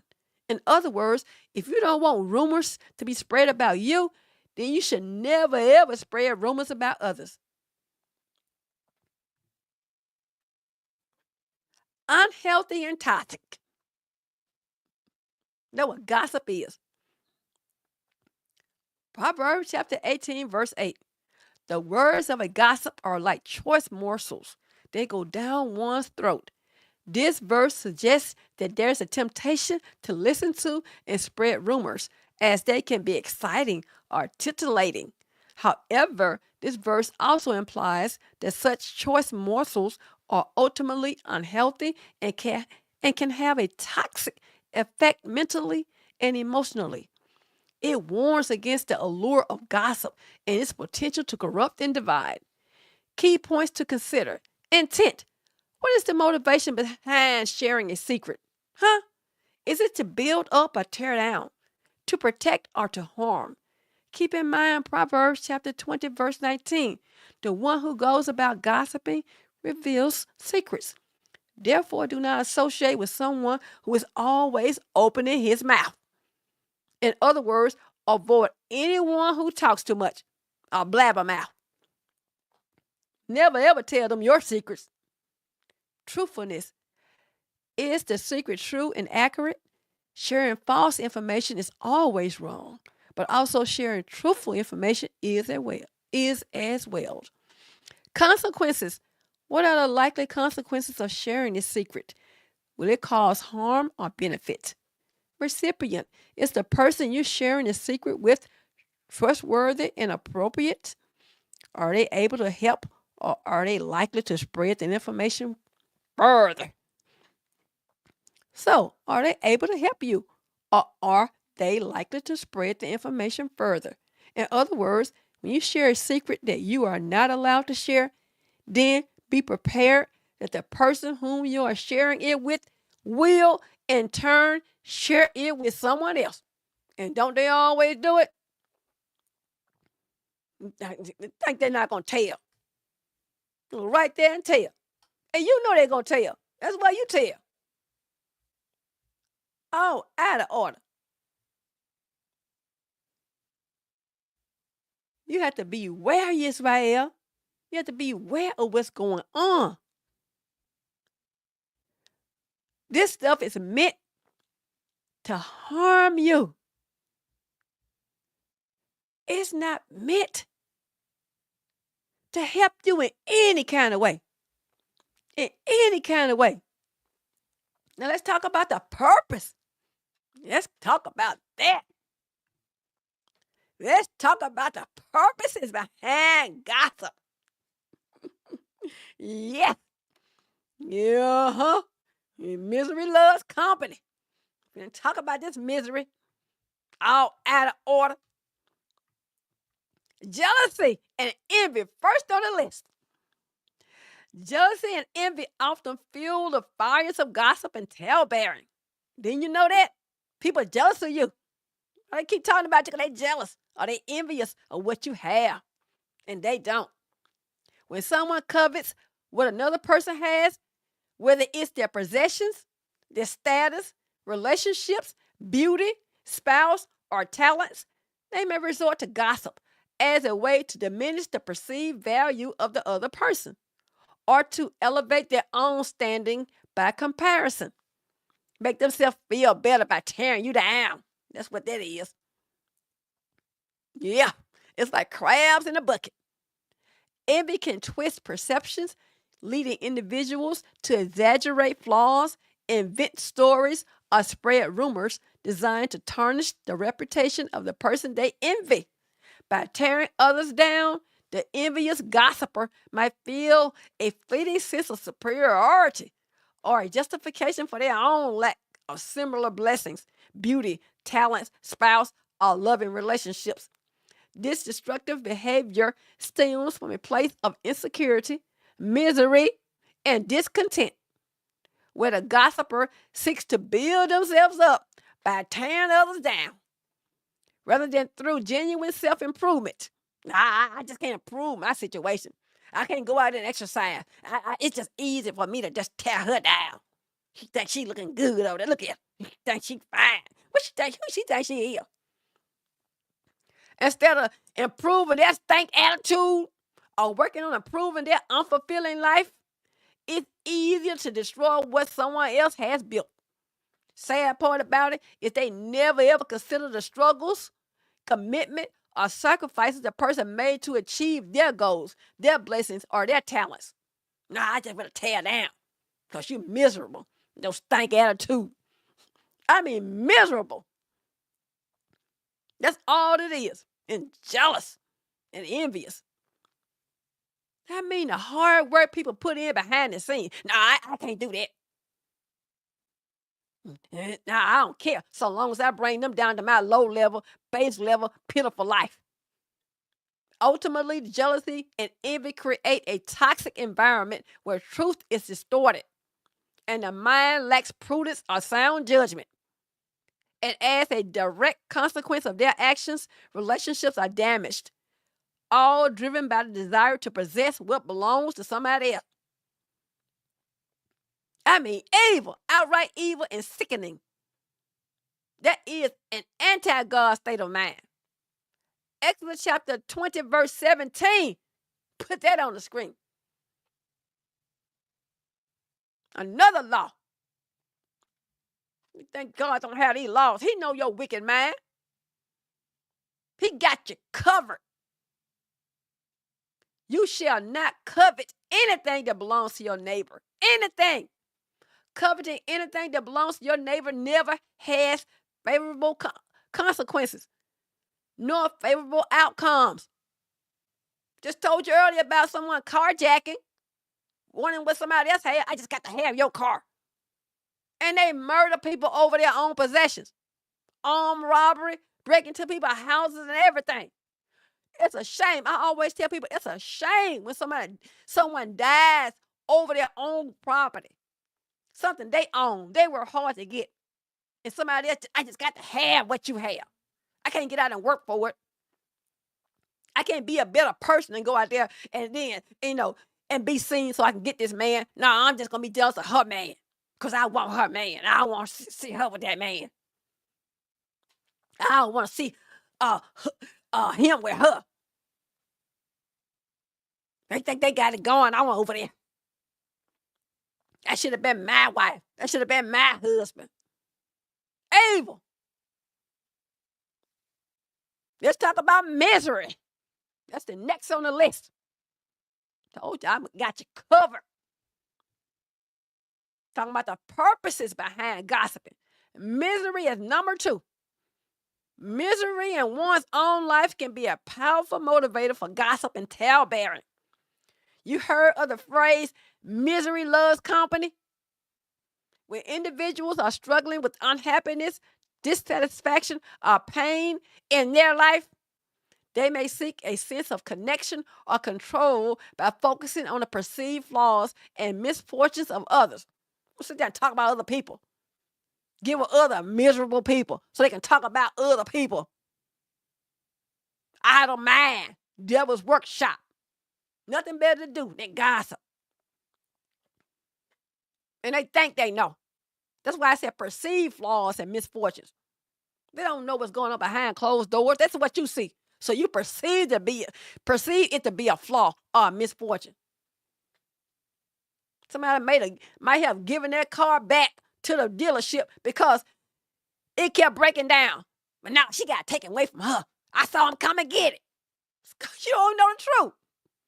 That person said, I'm going to just return it back because I'm tired of paying for this thing and every month it keep breaking down and you don't know that. But you're going to run and tell about somebody got their car repossessed, child. Miserable. That's a perceived misfortune. Not something that's actually happened. They gave it back. They surrendered it. But see, because you miserable, you don't want somebody else to have a miserable life. So everything you see, it got to be something bad. So gossip can provide a temporary distraction from personal problems, your own personal problems. It offers a vicarious thrill or a feeling of superiority by comparing one's own situation to someone else's perceived struggles. Think they struggling because you struggling. Sharing negative information about others can also create a false sense of friendship with these other miserable people, as the gossiper seeks to bond with others that share this same negativity and misery. It's a way of saying, we are all in this together. And look, their life is even worse than ours. That's what you think. In some cases, gossip may even be a twisted attempt to justify one's own misery, suggesting that others are equally flawed or unhappy. Just because you unhappy, they must be unhappy too. I mean, misery loves company. Miserable people gossiping, talking about people. Miserable people, unhappy people. They want to justify it instead of addressing the reason why they're unhappy or the reason why they're miserable. But no, I can't do that. I mean, they attempt to justify their own misery by suggesting that others are equally flawed or unhappy. Tearing down others through gossip in order to make yourself feel better is evil. Ultimately, using gossip to alleviate personal misery is a self-defeating strategy. It's self-destructive. You ain't gonna win. It may offer a temporary moment of relief, but it ultimately changes and damages relationships. It creates division, destroys trust, and prevents the individual from addressing the root causes of their own unhappiness. So you right here focusing on somebody else. You need to address your own unhappiness, your own misery. So no matter what you do or say, you cannot avoid your own miserable state of mind by attempting to destroy someone else's life. Now I'm going to say that again. So no matter what you are doing, miserable person, you cannot avoid your own miserable state of mind by attempting to destroy someone else's life. God sees and knows the evil intentions of your wicked heart, and you will be judged by the fruit of it. Let's talk about negative people. Negative people. That's number 3. That's the purpose behind gossiping. Negative. Criticizing someone behind their back fosters negativity and resentment. Negative people, those who consistently focus on the pessimistic aspects of life, never see the good in others, but rather focus on flaws and errors. They often find fertile ground for their negativity and gossip and talebearing. They seek out others. Like miserable people seek out others, negative people seek out others with that same negative spirit to foster their hatred and negativity towards others. Their worldview is often colored by cynicism and a tendency to see the worst in others. You know it. Negative people, always negative, nothing good to say. Gossip provides a convenient outlet for expressing this negativity, allowing them to confirm their biases and reinforce their pessimistic outlook. Pessimistic outlook. You see that? You see, I told you her hair's not real. I told you that he doesn't own that car, leasing it, pretending that it was his. By focusing on the perceived flaws and shortcomings of others, negative individuals can momentarily distract themselves from their own internal struggles and misery to justify their overall negativity. They may spread rumors or exaggerate minor incidents, not necessarily out of malice, but because their negative lens distorts their perception of reality. Been negative for so long, they can't even see anything positive if they wanted to. They may genuinely believe they are sharing important information, even if it's based on speculation or half-truths. They spread it anyway. They don't care.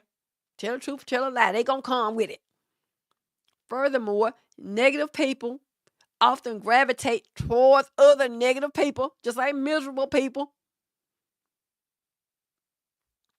They gravitate towards other negative people who share their same negative outlook, pessimistic outlook, creating echo chambers where gossip thrives and negativity is amplified. In these environments, gossip becomes a form of social currency, reinforcing a sense of negativity and creating a toxic environment. Ultimately, for negative individuals, gossip is less about the specific details being shared and more about perpetuating a general sense of negativity and distrust. While Scripture does condemn gossiping, it doesn't explicitly condemn negativity, but discernment is necessary. It warns against a habitually critical and judgmental spirit. Proverbs chapter 19, verse 11 offers sound wisdom about these negative people. It says, A person's wisdom has made him slow to anger, and it is his glory to overlook an offense. I'm going to speak about everything you see. This suggests that overlooking minor faults and imperfections is a mark of wisdom and promotes harmonious relationships. A person consumed by negative judgments and opinions is likely to be quick to anger and slow to forgive. They're always looking for something negative to talk about, to blow it all out of proportion. Let's talk about evil intentions. Next on the list. Reason behind gossiping. Sometimes gossip and talebearing stem from truly malicious intent. Individuals with evil intentions may use gossip as a weapon to deliberately harm others, and they do.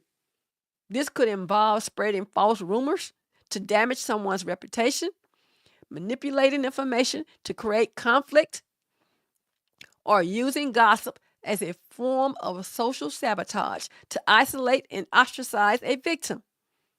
Unlike gossip driven by insecurity or misery, this type of gossip is often calculated and premeditated. The goal is not simply to vent or find connection, but to inflict pain, undermine someone's standing, or gain an advantage through deceit, or cause division between marriages, husband and wife, or family members. It's intentional. I don't like her. She thinks she got it going on. I fix her. Go out there and intentionally spread false rumors so you can cause division, cause chaos, cause harm. Ultimately, gossip driven by evil intentions is a form of character assassination, motivated by a desire to control, manipulate, or destroy. Gossip driven by evil intentions goes far beyond idle chatter. It's not just idle chatter or so-called harmless entertainment. It becomes a calculated weapon, a form of character assassination designed to systematically dismantle a person's reputation, relationships, and standing within a community. The motivation behind this malicious gossip is rarely simple dislike. It's often rooted in hatred, with a desire to control, manipulate, or outright destroy the victim. Proverbs chapter 10, verse 18 says, tell you about this hatred. Whoever conceals hatred with lying lips and spreads slander is a fool. That's what you are, a fool. Let's talk about manipulation or control. That's another reason behind gossip. Sharing secrets selectively to manipulate or control another person is also morally wrong. This involves using private information for personal gain or to exert power over someone else. By spreading damaging rumors, the gossiper seeks to exert control over the person's life. They may want to influence how others perceive this person, limiting their opportunities or isolating them socially. This control can be subtle, like subtly undermining someone's credibility, or more overt, like actively sabotaging their relationships. Example, the gossiper may be jealous of a marital relationship because she is interested in the man, but he is not interested in her. Then she begins to spread negative rumors about the woman, knowing that they are untrue. It is based on her negative perception and jealousy of the female.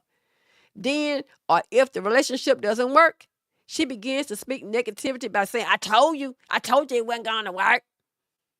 But she failed to realize that it didn't work because of those two, and her negativity was baseless, nor did it have an effect on their marriage or their relationship. Furthermore, when the marriage dissolves or the relationship ends, he's still not interested in her because he went on to marry someone else. Therefore, her malicious intent to control the narrative was baseless and worthless. Talk about a slap in the face, my sister. But through her negativity, she failed to see that he has never been interested in her and point blank told her so. Thus, she failed to control the narrative. Sisters, you should never want to be with a man who doesn't want to be with you. Manipulation. Malicious gossip can be used to manipulate situations to the gossiper's advantage. They may spread false information to create conflict between a person and others, hoping to weaken the person's support system or position themselves as a helpful mediator. I'm just here to help. I see what's going on. I feel for you, girl. You know how people lie? They just there to try to witness what they sought to do, and that's to destroy you.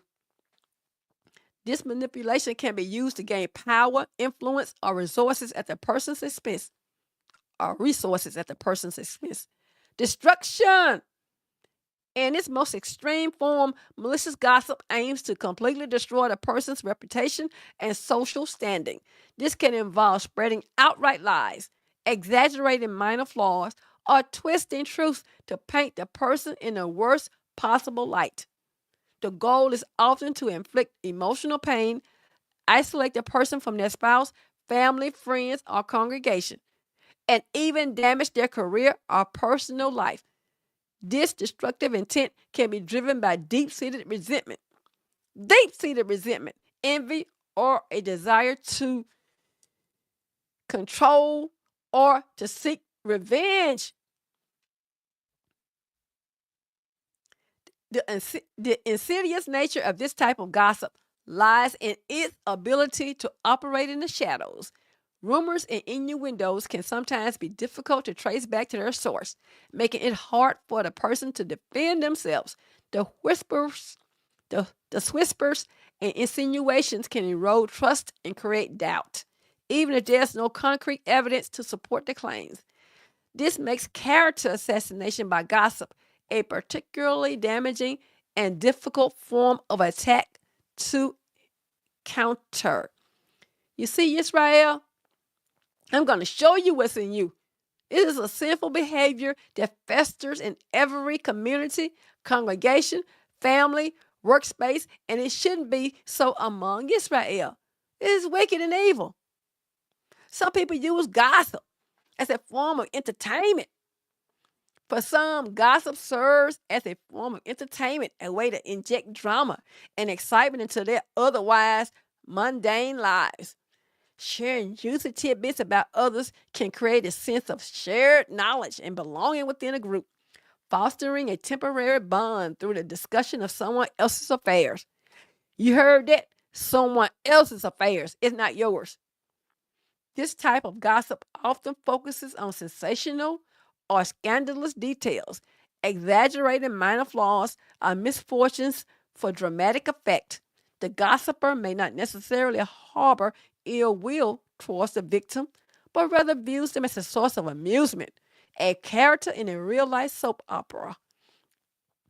The line between harmless fun and hurtful gossip can become blurred, and as the entertainment value often takes precedence over the potential consequences for the victim. Stuff begin to escalate. This desire for entertainment through gossip can be particularly prevalent in environments where there's a lack of other stimulating activities or where social status is tied to being in the know. I just got to know. I won't know it all. Ultimately, treating gossip as entertainment trivializes the potential harm it can inflict, turning real people's lives into fodder for idle amusement. Again, an idle mind is a devil's workshop. Let's talk about the consequences of gossip and talebearing. The Tanakh strongly condemns the spreading of rumors, highlighting its destructive nature and its impact on individuals and communities. It is a behavior that God hates, and you will receive judgment from God. Psalm chapter 101, verse 5. Whoever slanders their neighbor in secret, I will put to silence. Whoever has haughty eyes and a proud heart, I will not tolerate. You cannot escape the judgment of God when you slander your neighbor. thinking that no one would ever know that you were the one behind those malicious rumors. Tend to your own house, Israel. Tend to your own house. Instead of other people's houses. You don't know what's going on. And even if you did, you're still forbidden from repeating what is going on. Backlash, anger, and confrontation. That's another consequence of gossiping and talebearing. You ain't think that gonna happen. Proverbs chapter 25, verse 23. The north wind brings forth rain, and a gossiping tongue brings forth an angry look. So, drawing a parallel between rain with the north wind and the reactions to a gossiping tongue, this proverb stresses the negative consequences of gossip. Just as we expect rain with certain winds, we should expect backlash, anger, and confrontation as natural outcomes of malicious talk. People going to confront you about you spreading lies on them. Some people might knock you side the head. And these days, you got to be very careful. People will take your life over anything. So you ain't just spreading gossip because you're used to doing it. Keep on. It's always somebody for somebody else to take care of that situation. That day may not be your day. It might be what they call a bad day. But God didn't create no bad days. We might have bad experiences. No days are bad. But that might be your day to face your consequences for all these years of gossiping. So it's best to just leave it alone. Gossip as a separator of friends. Proverbs chapter 16, verse 28. It shows the destructive power and consequences of spreading rumors. A perverse person, perverse, do you hear that? Stirs up conflict. And a gossip separate close friends. It's showing you. You're a perverse person out there. Spread rumors to get mess started. This verse highlights the connection between stirring up conflict and gossip. Rumors, even if they contain a kernel of truth, are often exaggerated or distorted, fueling animosity and driving a wedge between friends, family members, co-workers, and congregations. This verse emphasizes that gossip not only damages individuals, but also fractures the bonds of relationships. We should always strive for unity in our relationships with each other. Psalms chapter 133, verse 1. Should always strive for unity in our relationship with each other. Psalm chapter 133, verse 1 says, look how good and how pleasant it is when brothers truly live in unity. Truly live in unity means that you don't have to worry about all this gossiping. I got to watch what I say around you. Watch what I do around you. Because you're going to go tell it. No. Do all that. Dwell together in unity. This is all out of order. Out of order. It's disorder. Let's talk about practical tips and strategies for overcoming gossip.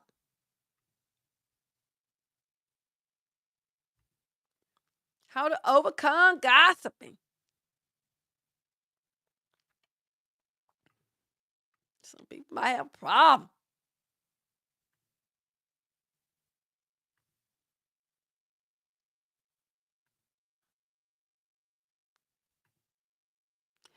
Let's go back.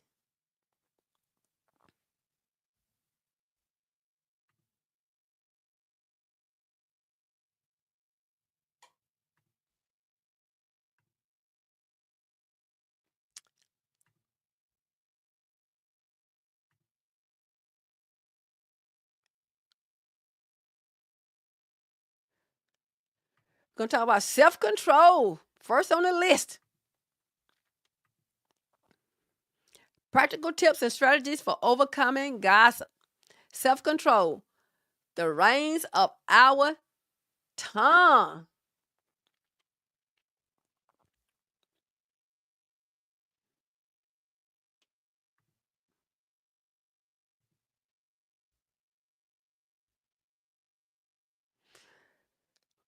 So,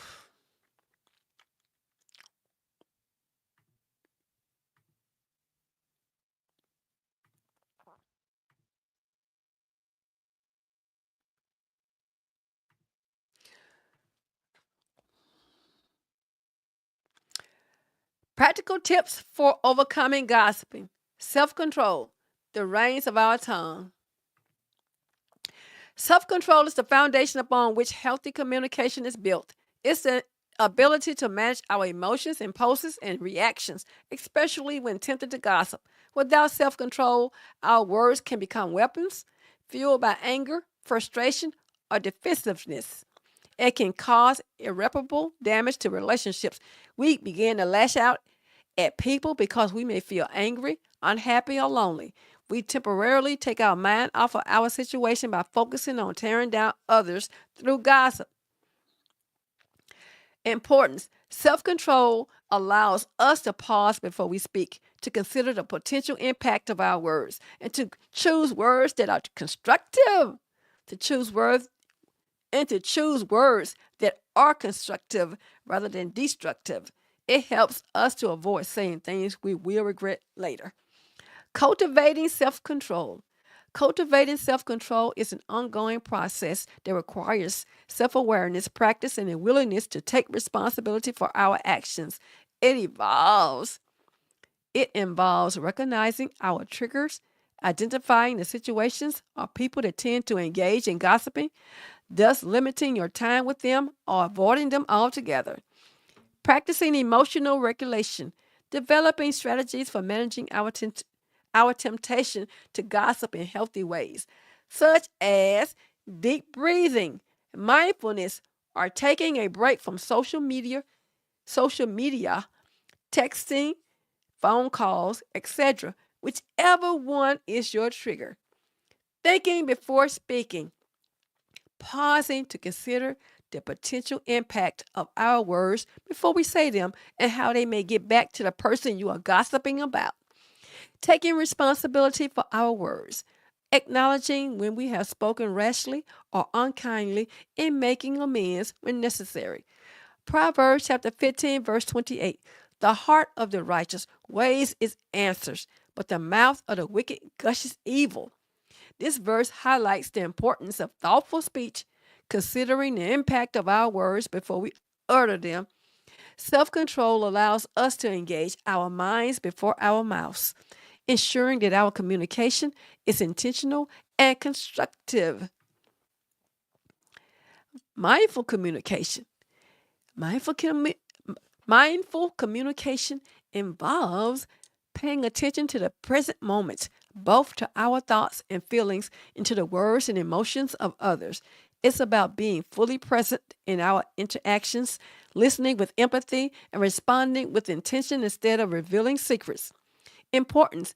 Mindful communications helps us to avoid misunderstandings, talebearing, and instead build stronger relationships and to create a safe space for open and honest dialogue.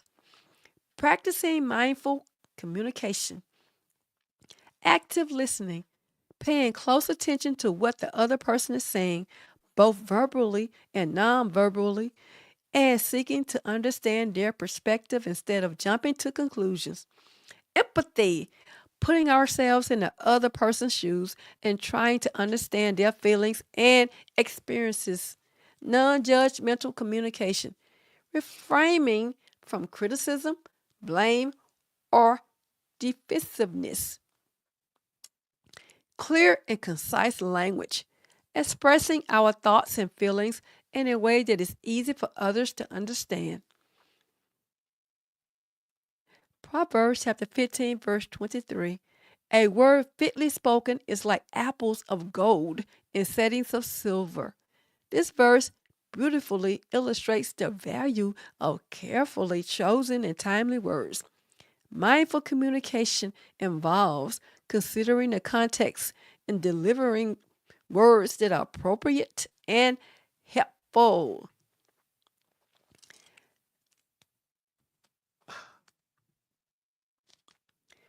Proverbs chapter 17, verse 28. Even a fool, when he keeps silent, is considered wise. When he closes his lips, he is regarded. Proverbs chapter 17, verse 28. Even a fool, when he keeps silent, is considered wise. When he closes his lips, he is regarded as prudent. This suggests that even if someone lacks wisdom, they can appear wise simply by controlling their speech. It emphasizes the importance of thinking before speaking. Psalm chapter 19, verse 14. May these words of my mouth and this meditation of my heart be pleasing in your sight, Yah, my rock and my redeemer. This psalm expresses a desire for God. This psalm expresses a desire for communication that is pleasing to God. It connects mindful communication to a reverence for God. Speaking words that build up. Our words have the power to either build up or tear down. Choosing to speak words that build up means focusing on encouragement, affirmation, and kindness. It means using our language to uplift others, to inspire hope, and to create a positive and supportive environment. Importance. Speaking words that build up strengthens relationships, fosters self-esteem, and creates a culture of respect and compassion. Practicing edifying speech. Offering genuine compliments and appreciation, expressing gratitude for the things others do for us, encouraging others to pursue their goals, offering support and comfort in times of need, speaking the truth with love and kindness, even when it's difficult. Edifying speech, words that build up. Proverbs chapter 15, verse 4. A gentle tongue is a tree of life, but perverseness in it breaks the spirit. This verse contrasts the life-giving power of kind and gentle words with the destructive impact of harsh or deceitful speech. Proverbs chapter 12, verse 22. Lying lips are an abomination to Yah, but the truly wise act faithfully. This directly condemns lying and emphasizes the importance of truthful speech. Honest communication is essential for building trust and healthy relationships. Proverbs chapter 18, verse 21. Death and life are in the power of the tongue, and those who love it will eat its fruit. This powerful verse highlights the immense influence of words. They can bring life and encouragement, or they can cause death and destruction. It emphasizes the responsibility we have for the words we speak. Connecting these qualities. These three qualities are interconnected and mutually reinforcing. Self-control enables us to be mindful in our communication, and mindful communication helps us to choose words that build up instead of gossiping, which tears down. We cultivate these qualities, we create a positive ripple effect in our relationships and in the world around us. A commitment to these qualities reflects a heart that is seeking to honor God and love others and to coexist together in unity. They represent a pathway to wisdom and righteous living as described in the Tanakh. And back to when it said, a commitment to these qualities reflects a heart that is seeking to honor God and love others and to coexist together in unity. Gossip brings disunity.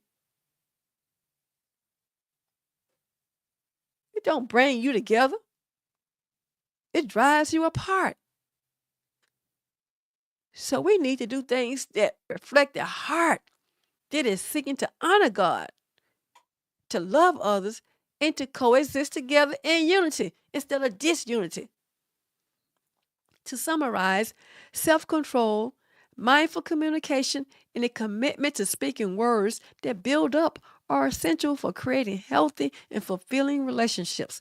They are the cornerstones of effective communication, fostering understanding, empathy, and respect. By cultivating these qualities in our lives, we can create a more positive and compassionate world, one conversation at a time. The wisdom in keeping secrets. Proverbs chapter 21, verse 23. The one who guards his mouth and his tongue keeps his life from troubles. You hear that, Israel? This proverb emphasizes the power of restraint. By controlling one's speech, especially in terms of gossip and slander, one can avoid many problems associated with gossip and safeguard their well-being. Because people will confront you about gossiping about them. The underlying message is that words have power and they can either bring about peace or trouble.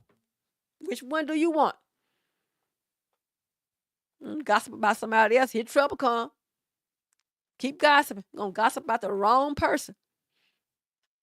The Torah values honesty, trustworthiness, and the protection of reputations.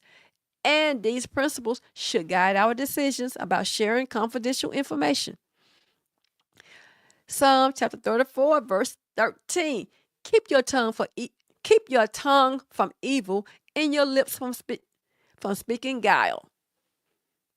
In KJV. But here it says, keep your tongue from evil and your lips from telling lies.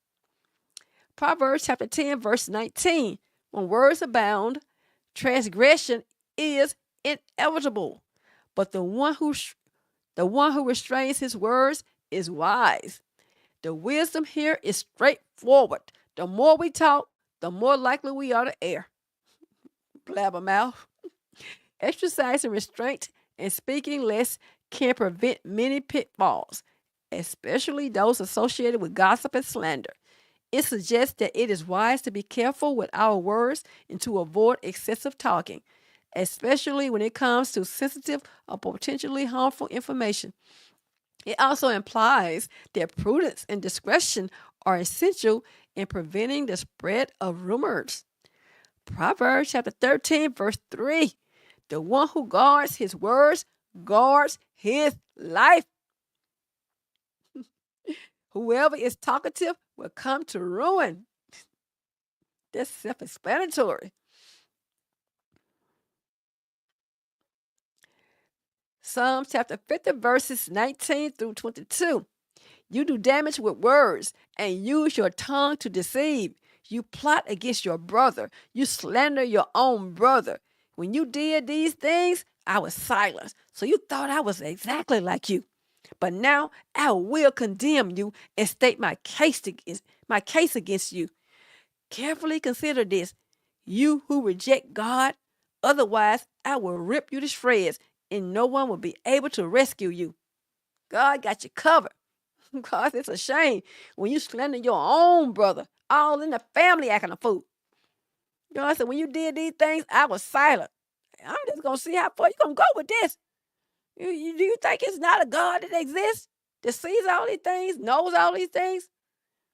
So you thought I was exactly like you, because I ain't said nothing about it. But God said, now I will condemn you and state my case against you. I'm going to tell you exactly what's wrong, why I'm upset. I hate it. I hate slander. I hate telling lies and bearing false witness. So carefully consider this. Those who lie, those who bear false witness, those who slander, those who gossip, those who talebear. God said, you who reject God, because you have to reject God to do this, because that's anti-God. That's a sin. Anytime you sinning, you anti-God. Got an anti-God state of mind. God said, otherwise, I will rip you to shreds, and no one will be able to rescue you. He said, once I get a hold of you, who gonna help you out? All that evil you done did. We don't realize, Israel. We don't realize God got this covered. He sees all and know all. But now we think we can get away with it. You can't get away with it, evil. You can't get away with doing evil. In conclusion, sharing secrets is not for the person to whom the secret was shared with, to share with others. If the person who shared the secret with you want others to know of it, then it is his or her decision to make and not yours. And even if you witness something, you shouldn't be spreading it as gossip either. Just gossip, plain and simple. Overall, the Holy Scriptures consistently warns against the dangers of spreading rumors. It emphasizes the importance of truthfulness, discretion, and love for one's neighbor. Spreading rumors is portrayed as a destructive act that can damage reputations, fracture relationships, and undermine the peace and unity of the nation. The Tanakh encourages us to be mindful of our words and to avoid participating in the spread of harmful gossip. So you want to know how to confront your neighbor? If you got a problem with it, credits to debate your cause with your neighbor. You don't go to somebody else and talking about them. You go straight to that neighbor. Why can't we do that, Israel? Why can't we do that? We all out of order. We can't do that. It's just easier for me to just gossip about it. Keep on gossiping. Don't gossip about anybody. You debate it with your neighbor. Argue your case. I'm going to talk about how to communicate when preventing or confronting gossip. Let's talk about that. And then we'll end.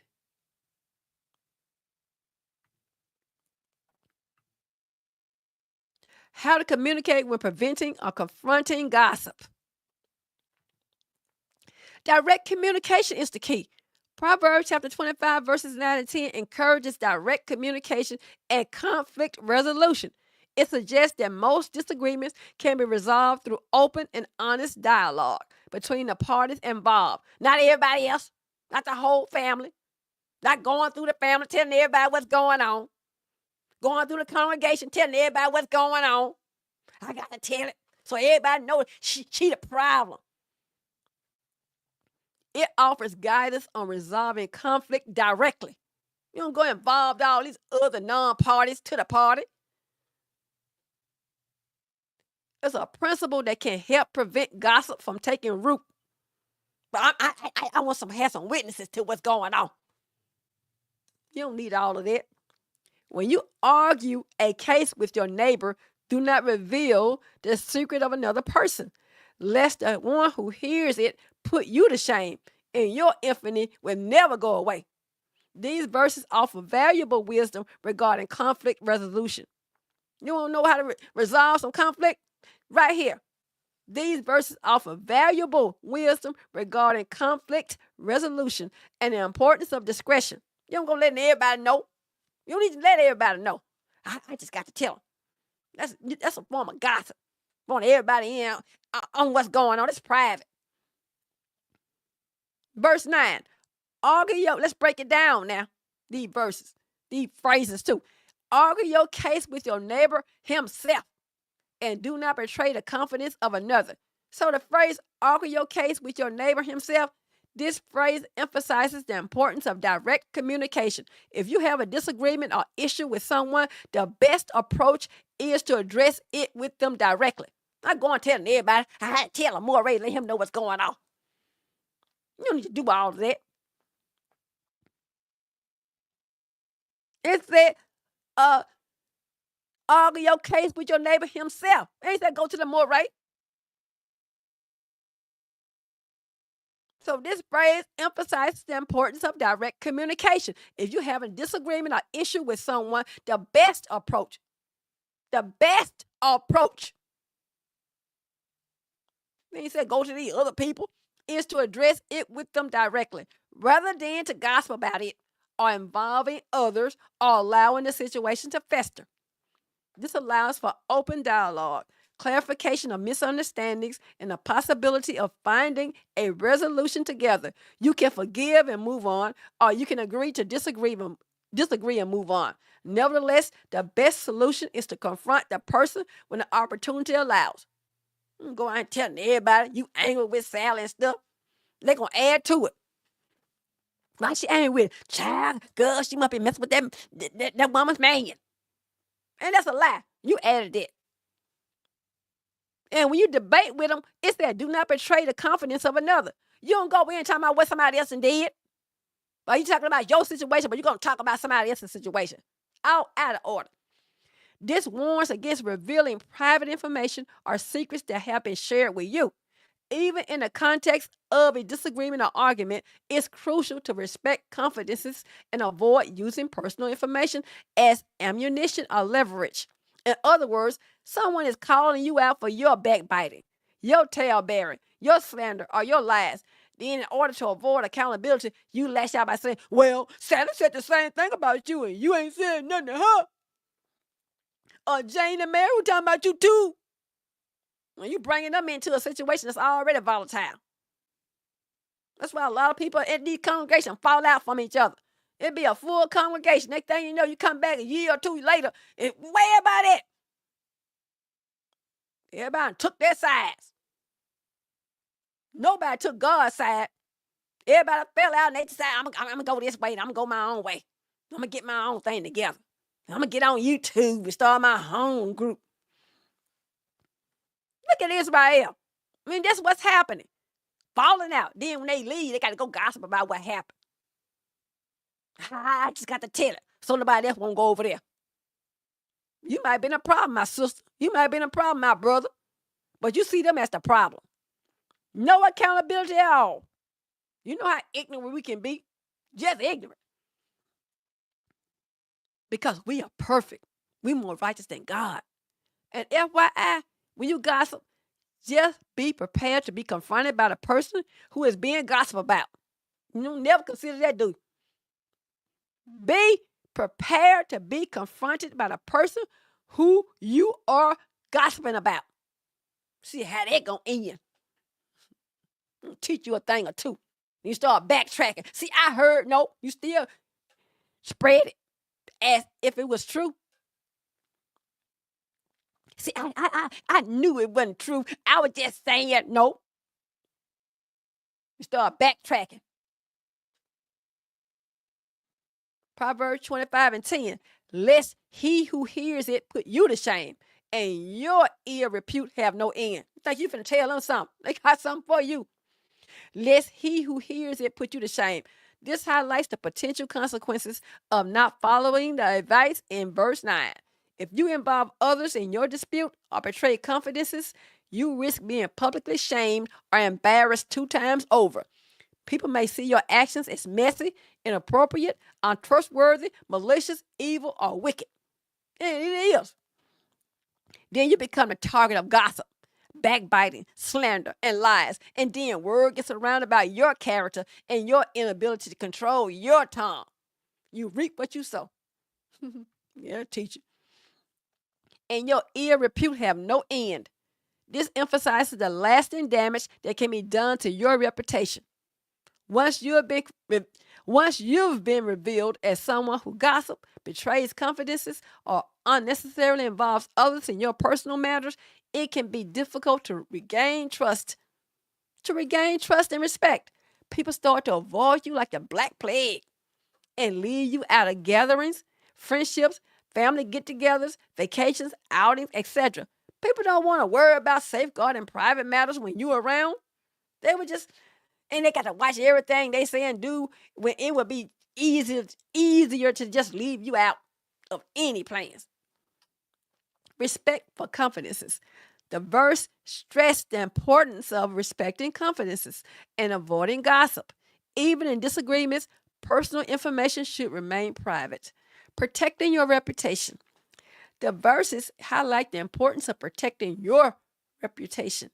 By handling conflicts with discretion, integrity, and sound judgment, you maintain your credibility and avoid lasting damage to your character. You don't want to be known as somebody that loves strife, chaos, mess, love to gossip, keep mess going, keep the rumor mill going. Because I'm going to tell Jane about this. I don't let her get a hold to it. She going to tell everybody. Everybody in the congregation going to know about it.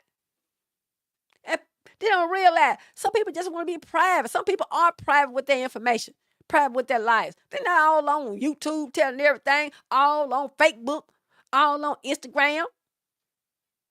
And people just seek out information about their lives. That's why I said misery loves company. Negative. malice, vicious, evil, wicked. Even when somebody want to come to me and tell me, I don't be want to know their business. I'm busy with my life. I mean, sound harsh, but I really don't. I'm busy. I mean, like, could you hurry up with them? You said to my man, could you hurry up? I'm trying to get back to my study, back to writing lessons and stuff like that. I'm busy. I'm behind on my blog posts and everything. My family be talking about, we don't hear from you. Because I'm busy doing the most hard work. I don't have no idle mind. I'm not worried about what Sally doing over there. Who doing what? All in the window seeing what my neighbors doing every day. That's not me. My spirit don't like gossip. You start gossiping, it's a turnoff. It's something about gossip that goes down in my spirit. Oh no, I don't like this. It's unnecessary. We don't have time for that. How can we apply this to our lives? Personal relationships. When conflicts arise with family members, friends, or congregants, try to address the issue directly with the person involved. Avoid gossiping or complaining to others before attempting to resolve the matter personally. So people tend to go gossip about what's going on instead of just trying to solve the matter before it go there. It's a simple thing. Just confront. You don't have to confront in a bad way, but go directly to the person, debate your cause. Let them know how you feel, what's going on. Some people going to be a fool, talk to you in a kind of way, don't want to be confronted. Just you don't answer fool and they're following, just go on. Let the Most High take care of it. You did what the Most High told you to do. Debate your cause. He going to handle it. I always tell people, when it comes down to it, make sure you in the right. When you in the right, the credit going to have your back. So he see you doing what he said do according to this manual, he going to have your back. He going to take care of that person. They want to be a fool, let them be a fool. The credit got something for a fool and their folly. Professional settings. In the workplace, if you have a disagreement with a coworker, supervisor, or client, aim to communicate your concerns directly and professionally. Avoid spreading rumors or sharing confidential information with others. Neighborhoods and communities. When dealing with conflicts in your congregation, community, or neighborhood, seek to address the issues constructively and respectfully. Pray and meditate on Holy Scriptures that addresses this particular situation. Avoid engaging in gossip, isolating the target, or spreading misinformation that could escalate tensions. You know how we are. When we are angry with a person, we want our entire congregation, community, or neighborhood to be angry with that person. Be on your side. And then ostracize the person without hearing both sides. In summary, Proverbs chapter 25, verses 9 and 10 offers valuable guidance on conflict resolution and the importance of discretion. By communicating directly, respecting confidences, and protecting our reputation, we can foster healthier relationships and build stronger congregations and communities. Ultimately, building strong and healthy relationships require a conscious effort to cultivate trust, practice forgiveness, and speak words of kindness and encouragement, reflecting the love, respect, trust, and grace we ourselves want from others. And that is the end of this lesson, Israel. This is the end. Hallelujah. I'm going to take a brief break and come back and see if anyone have any comments. I thank you for hanging in there this long. Hallelujah.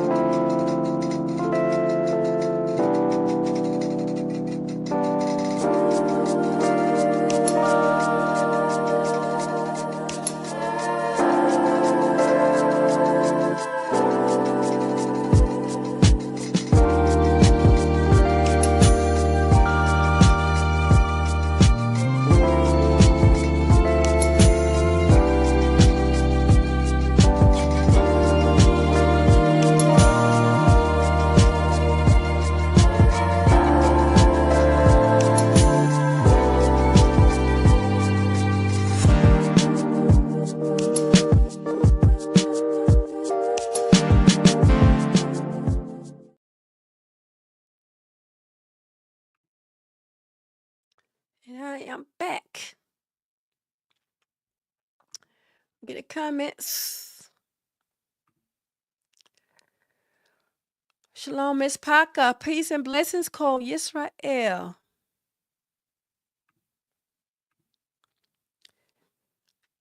Jonathan Evans. Shalom, Mora Bashevan family. Giving all praises, the highest honor, and the greatest glory to the true and living Elohim who stands alone, the Elohim of Avraham, Yitzchak, and Yaakov. Hallelujah.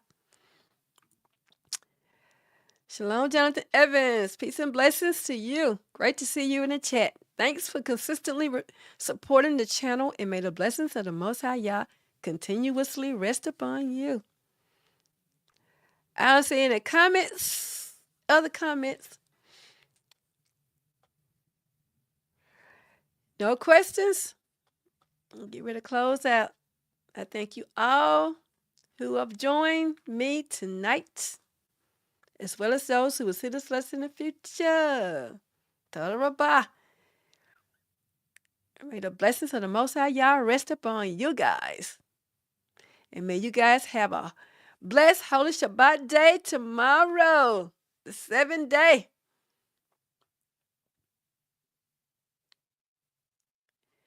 With that, I will end.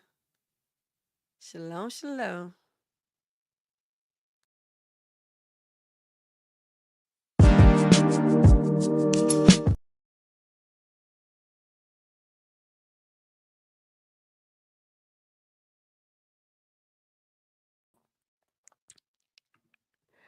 I give all honor, all glory, and all praises to you, Most High God, also known as the power of Abraham, Yitzchak, and Yisrael, the creator of the heavens, the earth, the seas, and all that in them is.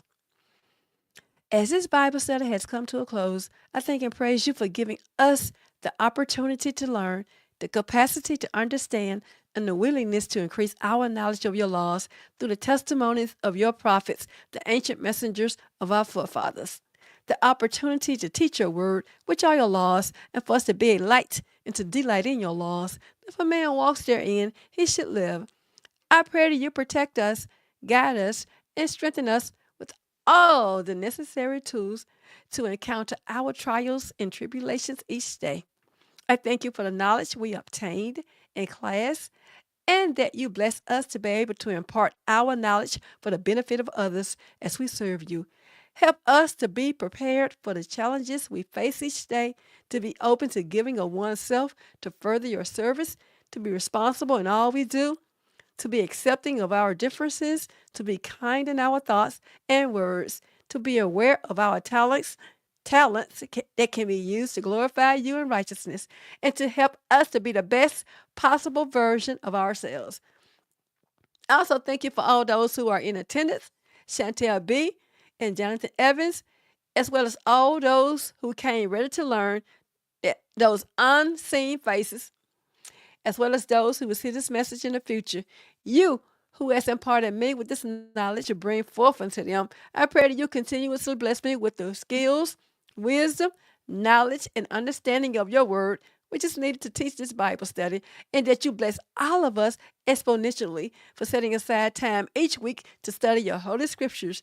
May you continue to bless and guide us as we leave this class, and may the things we learned remain in our day-to-day activities. I thank you for all the blessings, mercies, benefits, and grace that you have bestowed upon all of your servants, even the children of Israel. For truly you've been good to Israel. For your mercies, Yah, your mercies endure forever. They're new each day, and I thank you for it. If it wasn't for your mercy and your grace, we would all be dead men, women, children, things. Therefore, I lift up my hands. I lift them up and shout, hallelujah, hallelujah. Praise the power of Abraham, Yitzchak, and Yisrael, for he is worthy, most worthy, definitely worthy to be praised. Selah.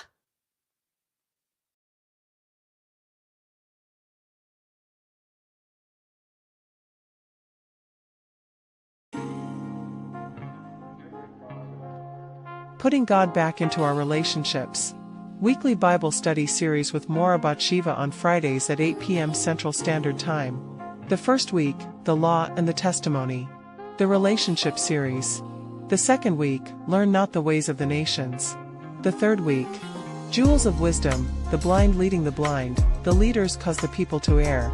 And the fourth week, Jewels of Wisdom Remix 2.0. Bible study in 42 minutes or less.